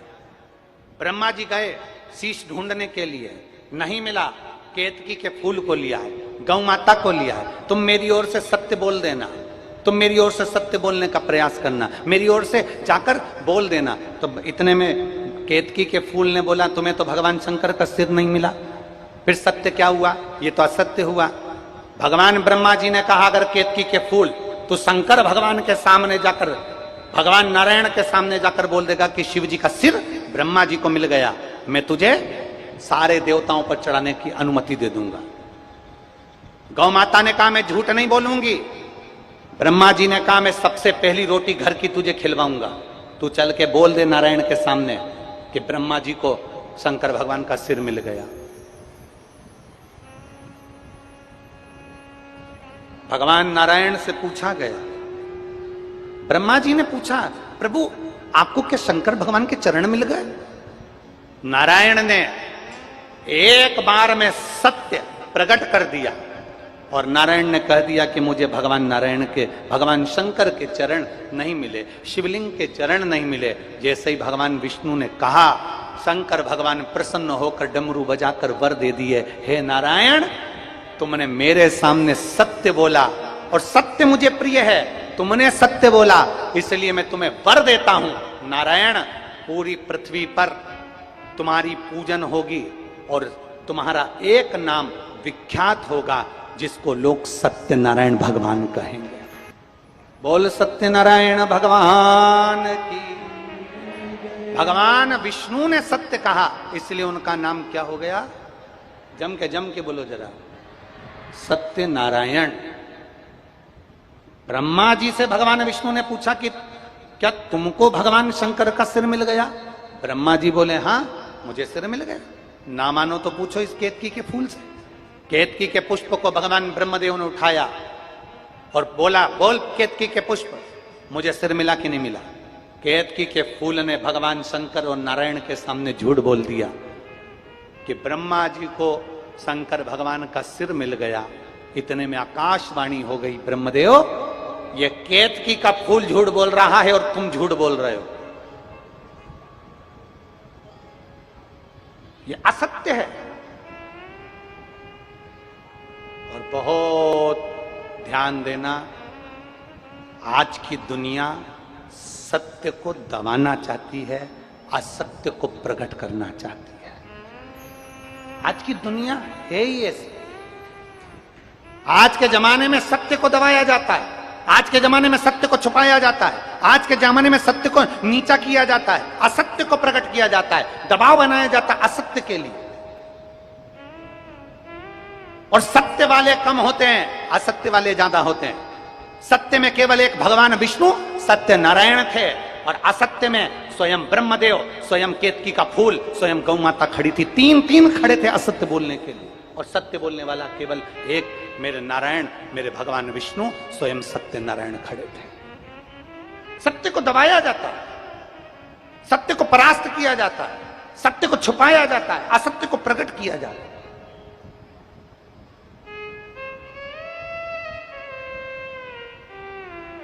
और झूठे संसार में झूठों का बोलबाला।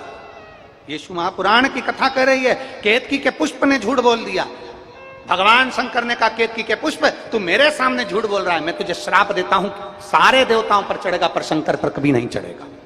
अगर भूल से भी केतकी के पुष्प तू शिव पर चढ़ गया, तुझे हजारों गौ हत्या के बराबर, ब्रह्म हत्या के बराबर दोष लग जाएगा। केतकी का फूल आंखों से आंसू बहाने लगा। समय आया, गौ माता से ब्रह्मदेव ने कहा, गौ माता तुम बोलो कि शंकर भगवान का सिर ब्रह्मा जी को मिल गया। गौ माता ने कह दिया, ब्रह्मदेव को भगवान शिव का शीश मिल गया। शंकर भगवान की आकाशवाणी हुई, गौ माता तू जगत की मां है, जगत का भरण पोषण करने वाली जगत धात्री कहलाती है गौ माता, और तू मेरे शिवलिंग के सामने झूठ बोल रही है। ए गौ माता, तेरा पूरा शरीर पूजा जाएगा, पर तूने जिस मुख से झूठ बोला है, तेरा मुख नहीं पूजा जाएगा। दुनिया के सारे दान आगे से होंगे, वस्त्र दान आगे से, कन्यादान आगे से, मुद्रा दान आगे से, स्वर्ण दान आगे से, अन्न दान आगे से, मंदिर की परिक्रमा आगे से, पर सुनो गौ माता, गौ का दान गाय की पूंछ पकड़कर किया जाएगा, पीछे से किया जाएगा, क्योंकि तुमने झूठ बोल दिया, तुम असत्य बोल दिया। केतकी के पुष्प ने झूठ बोला, गौ माता ने झूठ बोल दिया। ब्रह्मा जी कह रहे हैं ये आकाशवाणी झूठी है। अब देखिए, स्वयं शंकर की वाणी को भी झूठा ठहराया जा रहा है,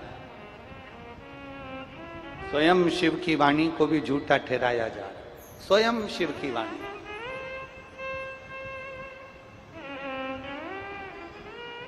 शंकर भगवान के लिए ब्रह्मा जी कर रहे हैं, ब्रह्मदेव भगवान शिव के लिए कह रहे हैं ये आकाशवाणी झूठी है, ये आकाशवाणी जो हो रही है झूठी है, ये शंकर की वाणी नहीं हो सकती। अब शिव की वाणी को भी ब्रह्मदेव झुठला रहे हैं, उसको दबा रहे हैं कि ये वाणी झूठी है। शंकर भगवान शिवो घड़दानी त्रिकालदर्शी कैलाशी अविनाशी शिव।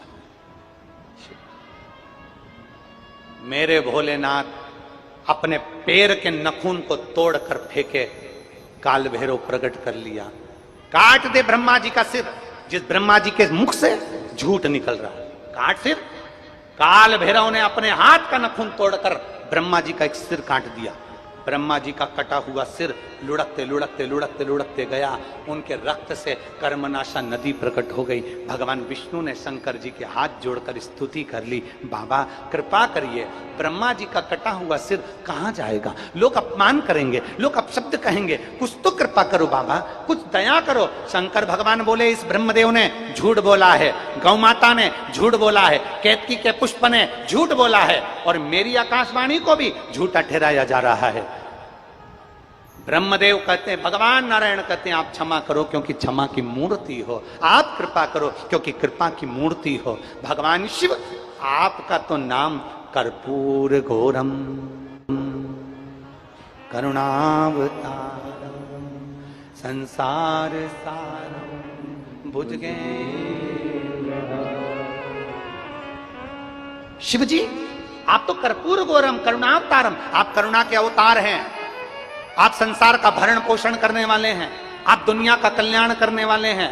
आपको गुस्सा नहीं करना, आपको क्रोध नहीं करना, आप तो क्षमा की मूर्ति हैं। आप एक बार क्षमा कर दीजिए प्रभु, कृपा कर दीजिए। और ध्यान देना, जो सत्य पर डिगा होता है, जो सत्य के अनुकूल चलता है, जो सत्य पर प्रबल होकर चलता है, वो झुकना भी जानता है, नम्रता भी जानता है, और अपनी वाणी की मिठासता भी जानता है। जिसके अंदर सत्यता है, जिसके अंदर सत्यता का पुट है, जिसके अंदर नम्रता का पुट है, जिसके अंदर सत्यता भरी होती है, वो झुकना भी जानता है, प्रणाम करना भी जानता है, नमनता भी जानता है, साष्टांगता भी जानता है, और जगत का कल्याण करना भी जानता है। जिसके अंदर सत्य समाहित होता है। शंकर भगवान से कहा गया, आप तो कर्पूर घोरम करुणावतारम संसार सारम भुजगेंद्रहारम, आप तो करुणा के सागर हो। ब्रह्मा जी ने आपको अपशब्द कहे, ब्रह्मा जी ने कुछ कह दिया, ब्रह्मा जी का सिर कट गया, पर क्षमा कर दो, क्षमा करो। शंकर भगवान ने नारायण जी के कहने पर भगवान ब्रह्मा जी के कटे हुए सिर को बट वृक्ष बना दिया और कहा, ये बड़ का पेड़ कहलाएगा, बट वृक्ष कहलाएगा। तो क्या ब्रह्मा जी का सिर पूजनीय नहीं होगा? शंकर भगवान कहते हैं, इसने असत्य बोला है तो भी मैंने इसको बट वृक्ष बना दिया। मैं स्वयं, ब्रह्मा जी कह रहे हैं, भगवान शंकर कह रहे हैं, भले इसने झूठ बोला, भले इसने असत्य करा, भले इसने गौ माता को लेकर आया, भले केतकी के फूल को लेकर आया, उसके बाद भी मेरे शंकर ने करुणा करी। और शिव जी कहते हैं, मैं इस बड़ के पेड़ के नीचे स्वयं आकर बैठूंगा और दुनिया में मेरा नाम बटकेश्वर महादेव कहलाएगा। बटकेश्वर महादेव, बोलो बटकेश्वर महादेव की। भगवान शिव का एक नाम बटकेश्वर महादेव हो गया। सत्य पर अपना आनंद लेने वाले भगवान शिव सत्यम शिवम, सुंदरम में रहने वाले बड़ के पेड़ के रूप में ब्रह्मा जी के पास में जाकर बैठ गए। क्योंकि जिसके अंदर सत्य होता है, जिसके अंदर नम्रता होती है, जिसमें कहीं नम्रता का भाव होता है, वो झुकना भी जानता है। और घर का जो बुजुर्ग है, बड़ा है, वो बयो है, वो झुककर आनंद लेकर अपनी जिंदगी को आनंदित होकर चलता है, आनंदित होकर चल रहा। और देख लिया संसार हमने, देख लिया सब मतलब के यार हमने, देख लिया झूठे नाते झूठे रिश्ते, झूठे नाते झूठे रिश्ते, अरे झूठा है संसार हमने देख लिया सब मतलब के यार हमने देख लिया। कितना मतलब का जमाना है, कितना झूठा जमाना है। घर में कोई बुजुर्ग मर गया, घर में कोई बूढ़ा मर गया, घर में कोई वृद्ध मर गया तो सब रो रहे हैं, सबकी आंख में आंसू है, घर के बच्चे देख रहे हैं, माँ भी रो रही है, पिता भी रो रहे हैं, सब रो रहे हैं। और रोते रोते इतने में कह दिया, दादाजी जिस चादर पे सोए थे बाहर फेंक दो, जिस दरी पर सोए थे बाहर फेंक दो। मरे हुए व्यक्ति के कपड़े बाहर फेंक दिए जाते हैं, मरे हुए व्यक्ति के चादर बाहर फेंक दी जाती है, मरे हुए व्यक्ति की दरी बाहर फेंक दी जाती है, मरे हुए व्यक्ति का डंडा, छड़ी, चश्मा बाहर फेंक दिया जाता है। इतने में छोटा सा बच्चा रोते रोते बोला, मम्मी दादाजी के गले की चेन भी तो फेंक दो। दरी फेंक दी, चादर फेंक दी, डंडा फेंक दिया, चश्मा फेंक दिया, दवाई फेंक दी, दादाजी का एक एक सामान, मरे हुए व्यक्ति का एक एक सामान फेंक दिया गया। तो गले में पड़ी हुई चेन, हाथ में पड़ी हुई अंगूठी फेंकी नहीं जाती। इतने में माँ ने बेटे को धर के दिया, चुप है, ये थोड़ी ना फेंकते, प्रॉपर्टी थोड़ी ना फेंकते, गोल्ड थोड़ी ना फेंकते। अरे देख लिया संसार हमने, सब मतलब के यार हमने, ये संपूर्ण मतलब की दुनिया, संपूर्ण केवल मतलब की दुनिया, केवल मतलब की।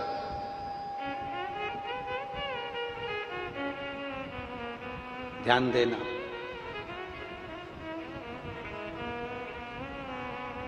एक बात आपसे पूछें, उत्तर दीजिएगा।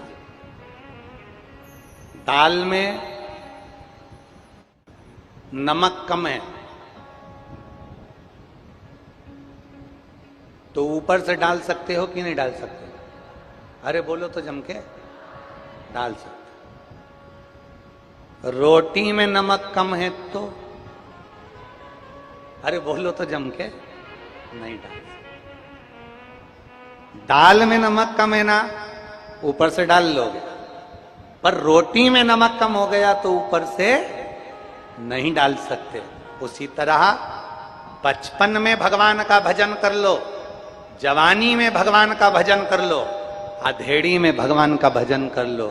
बुढ़ापे में रोटी अगर बन गई ना तो भजन नहीं हो पाएगा, फिर भजन हो नहीं पाएगा, नमक नहीं डल पाएगा। दाल में नमक डाला जा सकता है, अर्थात बचपन में भजन किया जा सकता है। दाल में नमक डाला जा सकता है, अर्थात जवानी में भजन किया जा सकता है। दाल में नमक डाला जा सकता है ऊपर से, मतलब अधेड़ी में भी शंकर के मंदिर जाया जा सकता है। पर जब बुढ़ापा आएगा, अर्थात रोटी बन गई, मतलब पूरी जिंदगी निकल गई, बचपन, जवानी, अधेड़ी सब चले गया और रोटी बन के तैयार हो गई, बुढ़ापा हो गया। अब कौन इसमें भजन डालेगा? पाँव से चलता नहीं बनेगा, हाथ से काम नहीं बनेगा, आंखों से दिखाई नहीं देगा, कानों से सुनाई नहीं देगा, सोफा सेट पूरा निकल गया होगा। हंसोगी भी तो मुंह में 2 या 3 दांत दिखेंगे। भजन भी गाओगे तो हवा पूरी निकल जाएगी। कैसे?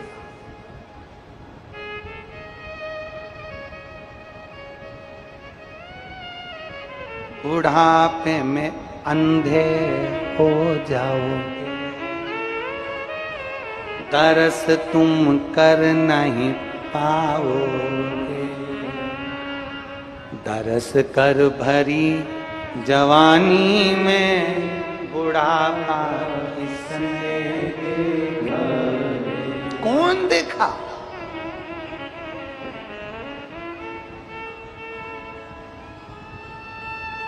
बुढ़ापे में लंगड़े,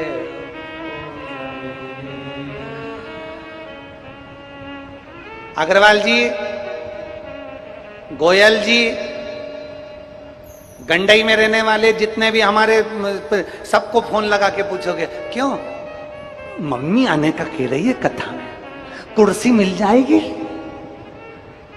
अरे बुढ़ापे में, अरे बोलो बोलो जम के बोलो जरा, बुढ़ापे में घुटने दुखे, बुढ़ापे में कमर दुखे,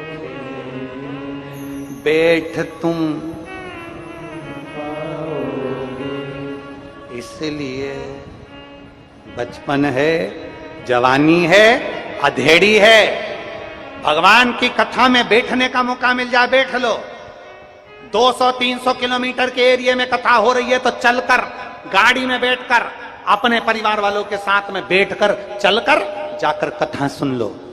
कई लोग तो गंडई के भी ऐसे होंगे जो 2 कदम चलकर कथा में नहीं जा रहे होंगे। बहुत भीड़ है, बहुत भीड़ है, बहुत भीड़ है, कैसे जाऊं, कैसे जाऊं, कैसे जाऊं। और शिव महापुराण की कथा कहती है, जो शिव महापुराण के ट्रैफिक से निकल गया, समझ लो वो बैकुंठ की ओर निकल गया।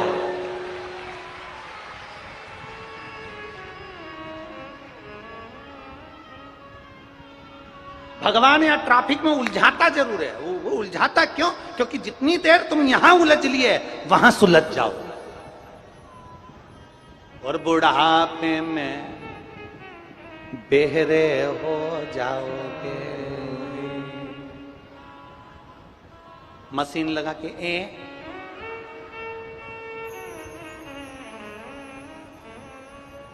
वो एक कथा आती है ना कि वो एक बूढ़े व्यक्ति, उसको सुनाई कम देता था, उसको बहरा बह जाता, सुनाई ना। उसका दोस्त बीमार पड़ गया। अब दोस्त बीमार पड़ा तो हॉस्पिटल में एडमिट था। और हॉस्पिटल में एडमिट तो इसने अपने लड़के से कहा, रे मेरा दोस्त बीमार है रे, मुझे दिखा ला। ये उसको देखने चले गए। अब ये कान से बह रहा,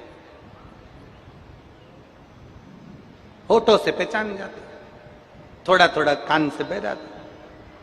अब यह हॉस्पिटल में पहुंचा, वो बेचारा आईसीयू के रूम में पड़ा था, बॉटल भी चढ़ रही थी। और गुस्से में तो वो था ही, क्योंकि चिढ़ रहा था बहुत। बीमार होता है व्यक्ति तो थोड़ी चिड़न आ जाती है, चिड़पन आ जाता। बीमार व्यक्ति को थोड़ा चिड़चिड़ हो जाता। दवाइयां गोलियां खाते खाते, रिपोर्ट जांच कराते कराते चिड़चिड़। अब इतने में ये पहुंच गया। जाते से इसने पूछा, कैसे हो? इतने में जो पलंग पर पड़ा था वो कह रहा, मर रहे हैं। अब इसको सुनाई तो दिया नहीं। इतने में कह दिया, भगवान की कृपा है। अब इतने में फिर वो बहरे व्यक्ति ने पूछ लिया, किसका इलाज चल रहा है? अब जो पलंग पे पड़ा था, कहा यमराज का चल रहा है। इतने में वो बहरा व्यक्ति बोला, बहुत अच्छा डॉक्टर है, तुरंत निर्णय कर देता है।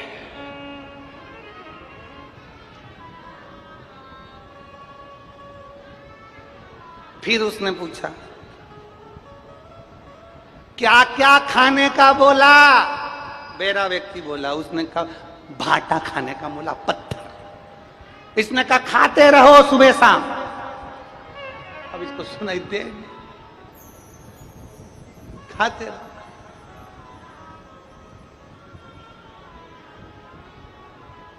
अब इतने में इसने पूछा, छुट्टी कब होगी, घर कब आओगे? इतने में बोला, अब घर क्या आएंगे, अब तो मसान जाएंगे। तो इसने बोल दिया, जल्दी आना। मसान भी जल्दी। अब तो बुढ़ापे में बेरे हो जाओगे, कथा तुम सुन नहीं पाओगे।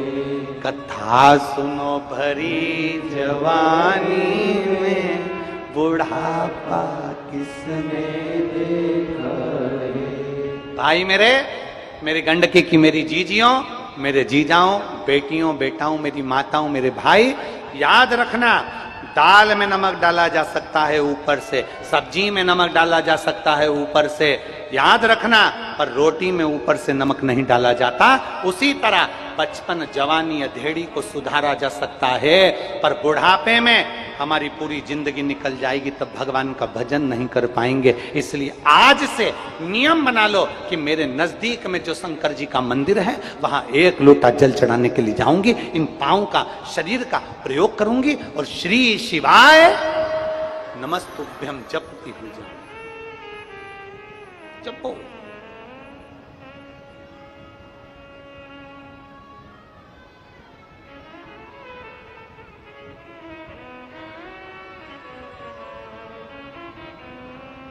भगवान का भजन करते, महाराज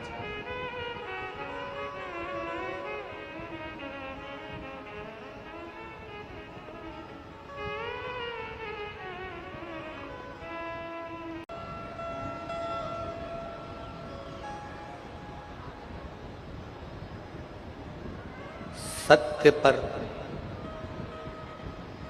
अडिग रहने वाले मेरे देवाधिदेव महादेव भी, झूठ बोलने वाले ब्रह्मा जी के कटे हुए शीश से बने हुए बड़ के पेड़ वट वृक्ष की छांव में जाकर बैठते हैं और बड़ के पेड़ के नीचे बैठकर बड़ के पेड़ की महत्वता को भी दर्शाते हैं, तो शिव जी का नाम बटकेश्वर महादेव हो जाता है। बोलो बटकेश्वर महादेव की। शिव का नाम बटकेश्वर महादेव। अब जरा विचार करिए, कितनी करुणा, कितनी शीतलता, कितनी सत्यता। एक प्रसंग आता है शिव महापुराण में। एक बार भगवान सारे देवता मिलकर, सभी देव मिलकर भगवान शिव के पास गए, सारे देव।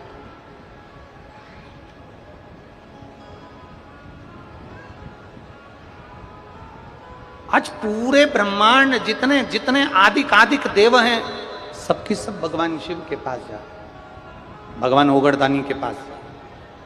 चलते चलते बीच में साधु संत ऋषिगण गुरुगण मिल गए, उनको भी साथ ले लिया और यही शिव महापुराण की कथा कहती।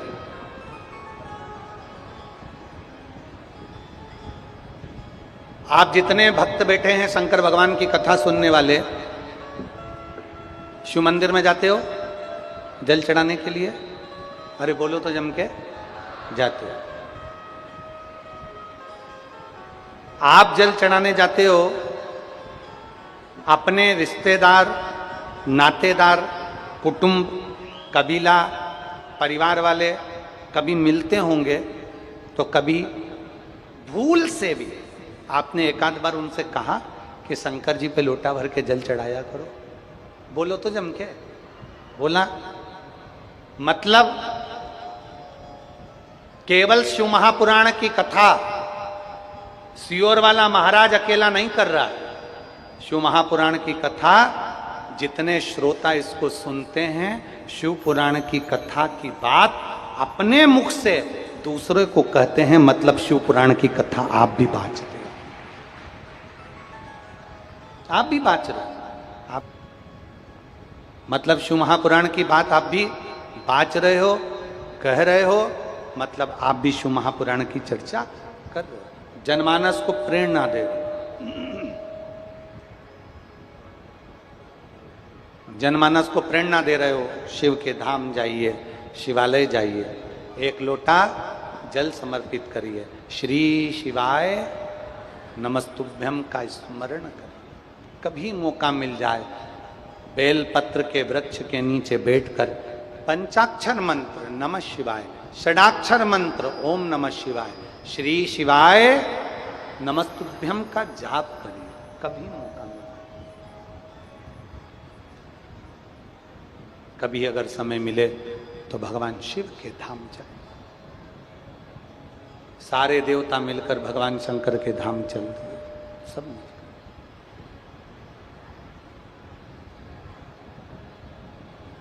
अब चलते चलते बीच में देवऋषि नारद सामने से आ रहे थे, सम्मुख से देवऋषि नारद निकल कर जा रहे थे। देवऋषि नारद को, ऋषियों को, सारे देवताओं ने देवऋषि नारद को देखा। श्रीमन नारायण, श्रीमन नारायण, श्रीमन नारायण, श्रीमन नारायण करते करते करते करते करते करते देवऋषि नारद आ रहे हैं। सामने से देवता थे, इधर से देवऋषि नारद का आगमन हो गया।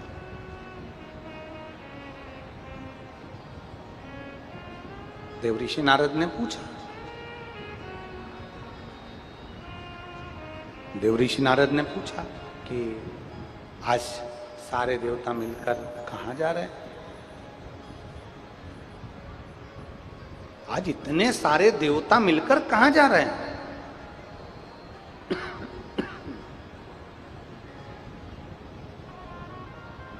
आप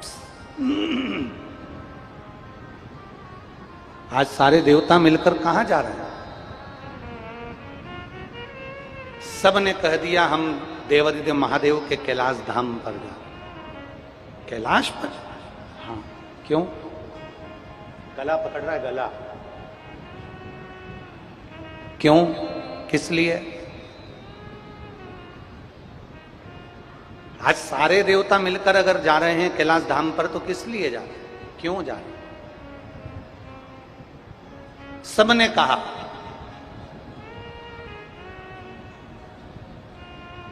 हम देवादिदेव महादेव के पास इसलिए जा रहे हैं क्योंकि भगवान महेश मां उमा को कुछ उपदेश दे रहे हैं और उन उपदेश में से थोड़े से उपदेश हम भी धारण करें।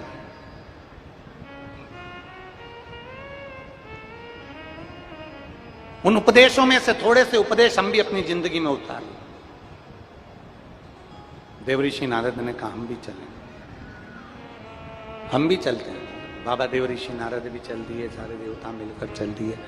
सारे देव और देवऋषि नारद जब चले, चलते चलते चलते चलते कैलाश धाम पर पहुंच गए, जहां पर भगवान देवादिदेव महादेव महेश्वर भगवान मां उमा को अपने उपदेश दे रहे थे, समझा रहे थे। और उन उपदेशों को सुनने के लिए सारे के सारे देवता विराजमान हो गए।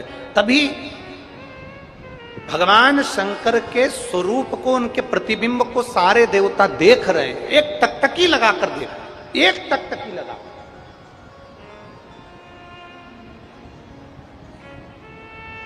और शिव महापुराण की कथा करती है, भगवान शंकर का संवाद करता है।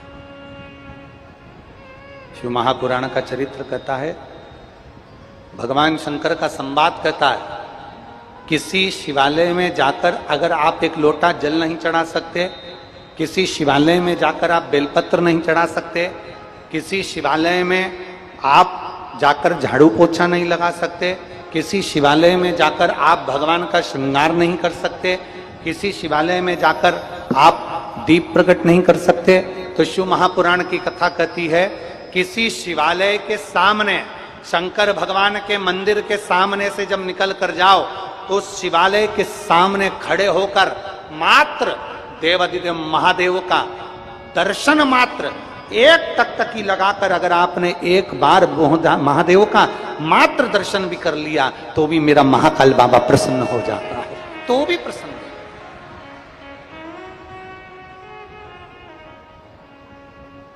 एक पत्र है, देखिए।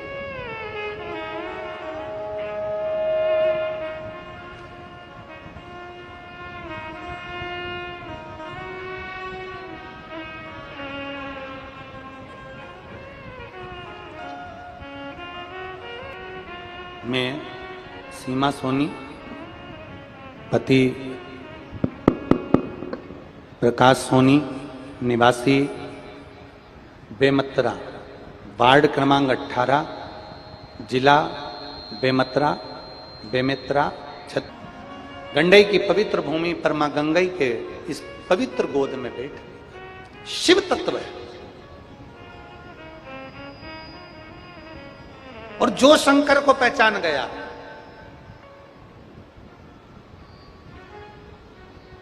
जो देवादिदेव महादेव को जान गया, उसका जीवन सार्थक है। ब्रह्मा जी से कहा, जब भगवान देवादिदेव महादेव स्वयं बड़ के पेड़ के नीचे, बट वृक्ष के नीचे, जब देवादिदेव महादेव भगवान शंकर बड़ के पेड़ के नीचे, बट वृक्ष के नीचे जब मेरे देवादिदेव महादेव विराजमान हो जाते हैं, बटकेश्वर महादेव के रूप में विराजित हो जाते हैं। कभी मौका मिल जाए, कितने भी कर्जे में चल रहे हो, कितने भी कर्जे में, कितना भी कर्जा बढ़ गया, अगर किसी बड़ के पेड़ के नीचे शंकर जी का शिवलिंग हो तो एक लोटा जल चढ़ाना प्रारंभ कर दीजिए, धीरे धीरे कर्जा चूकना प्रारंभ हो जाएगा। बटकेश्वर महादेव कृपा जरूर कर। और रिश्ता तेरा मेरा सबसे प्यारा, रिश्ता तेरा मेरा सबसे प्यारा, तू मेरा बाबा मैं हूँ तेरा लाला, मैं हूँ तेरा लाला, तू मेरा बाबा मैं हूँ तेरा लाला, मैं हूँ तेरा लाला। शिव की कृपा से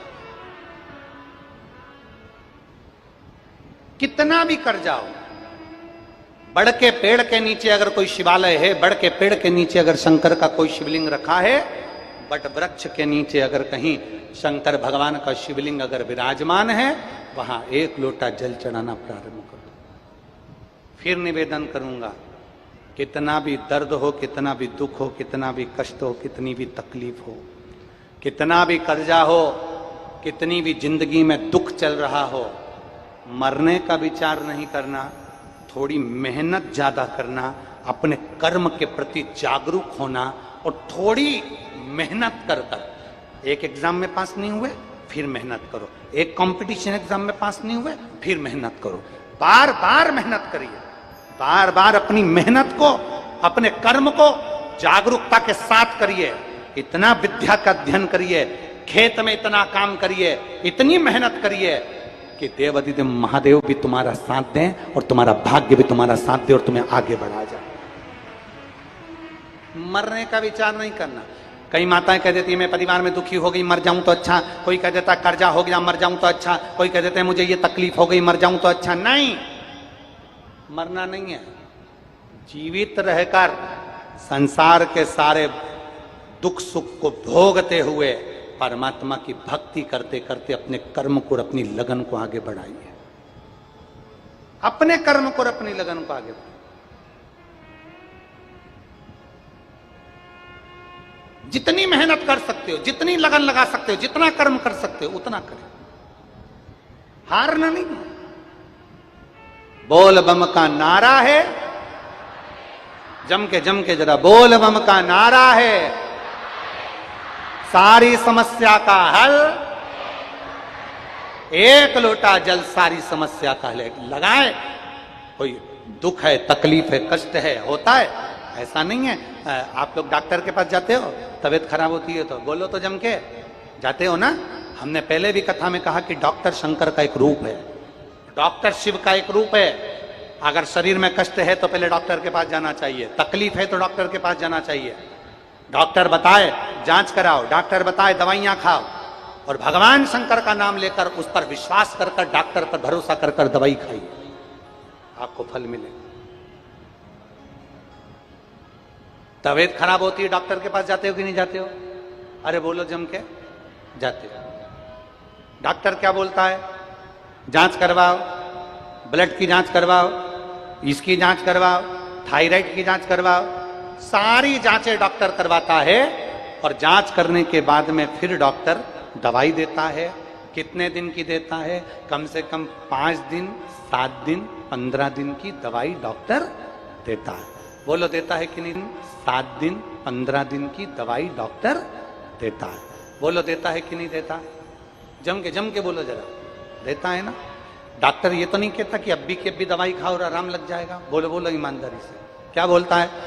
2, 4, 5 दिन तो लगेंगे, 7 दिन तो लगेंगे, 8 दिन तो लगेंगे, 15 दिन तो लगेंगे। हॉस्पिटल में एडमिट रहना पड़ेगा, दवाई खाना पड़ेगी। 7 दिन अगर हॉस्पिटल में एडमिट रहोगे, बॉटल चढ़ती रहेगी, इंजेक्शन लगता रहेगा, दवाई लेते रहोगे, आराम लग जाएगा। जब डॉक्टर 7 दिन लेता है और 7 दिन में दवाई में ठीक कर देता है, उसी तरह अगर जिंदगी में दुख आया है तो महादेव की कथा भी 7 दिन लेती है, धीरे धीरे दुख काट ही देती है, धीरे धीरे दुख कटता है। और शंभु चरण पड़ी मांगू घड़ी रे घड़ी दुख काटो, दया करी दर्शन आपो, शंभु शरण पड़ी मांगू घड़ी रे घड़ी दुख काटो, दया करी ने दर्शन। कटता है थोड़ा समय लगता है, थोड़ा समय लगेगा पर दुख कटेगा। डॉक्टर भी 7 दिन की दवाई देता है, 5 दिन की दवाई देता है। भोलेनाथ की कथा कहती है तकलीफ ज्यादा है, शंकर के मंदिर जाना मत छोड़ो, 1 लोटा जल चढ़ाना मत छोड़ो, धीरे धीरे दुख कटेगा, कटेगा जरूर, बाबा खुशियां देगा, देगा जरूर। अच्छा, आप लोग इतने सारी संख्या में बैठे हो, लाखों की संख्या में बैठे हो, 1 2 3 पंडाल भरे हैं, पीछे के पूरे ग्राउंड भरा पड़ा है, टेंटों में जगह नहीं है, लोग बाउंड्री पे चढ़े हुए, आसपास में रोडों पर यहाँ बैठे हुए हैं, ग्राउंड में जहां जहां जमीन पर। आपसे एक बात पूछें, जब से आपने शंकर जी को जल चढ़ाना प्रारंभ करा तब से, और उसके पहले का समय जब आप जल नहीं चढ़ाते थे, सावन में जाते थे, शिवरात्रि पर जाते थे, दोनों समय को जरा विचार करना एकांत में बैठ। जो पहले का समय निकला वो कितनी तकलीफ का, कितने कष्ट का समय था, और आज हम रोज शंकर जी को जल चढ़ाते हैं तो भगवान अगर दुख भी देता है तो धीरे धीरे समाप्त करता चले जाता है और सुख का जीवन हमको देना प्रारंभ कर देता। वो शिव है, वो उघड़ी है, वो शंभु, उसी को शंकर कर, उसी को उघड़दानी कर। भगवान ब्रह्मा विष्णु और महेश तीनों पधार कर सृष्टि की रचना का कार्य करते हैं। तीनों पधार रहे हैं, जोरदार ताली बजाकर स्वागत करें ब्रह्मा विष्णु महेश के।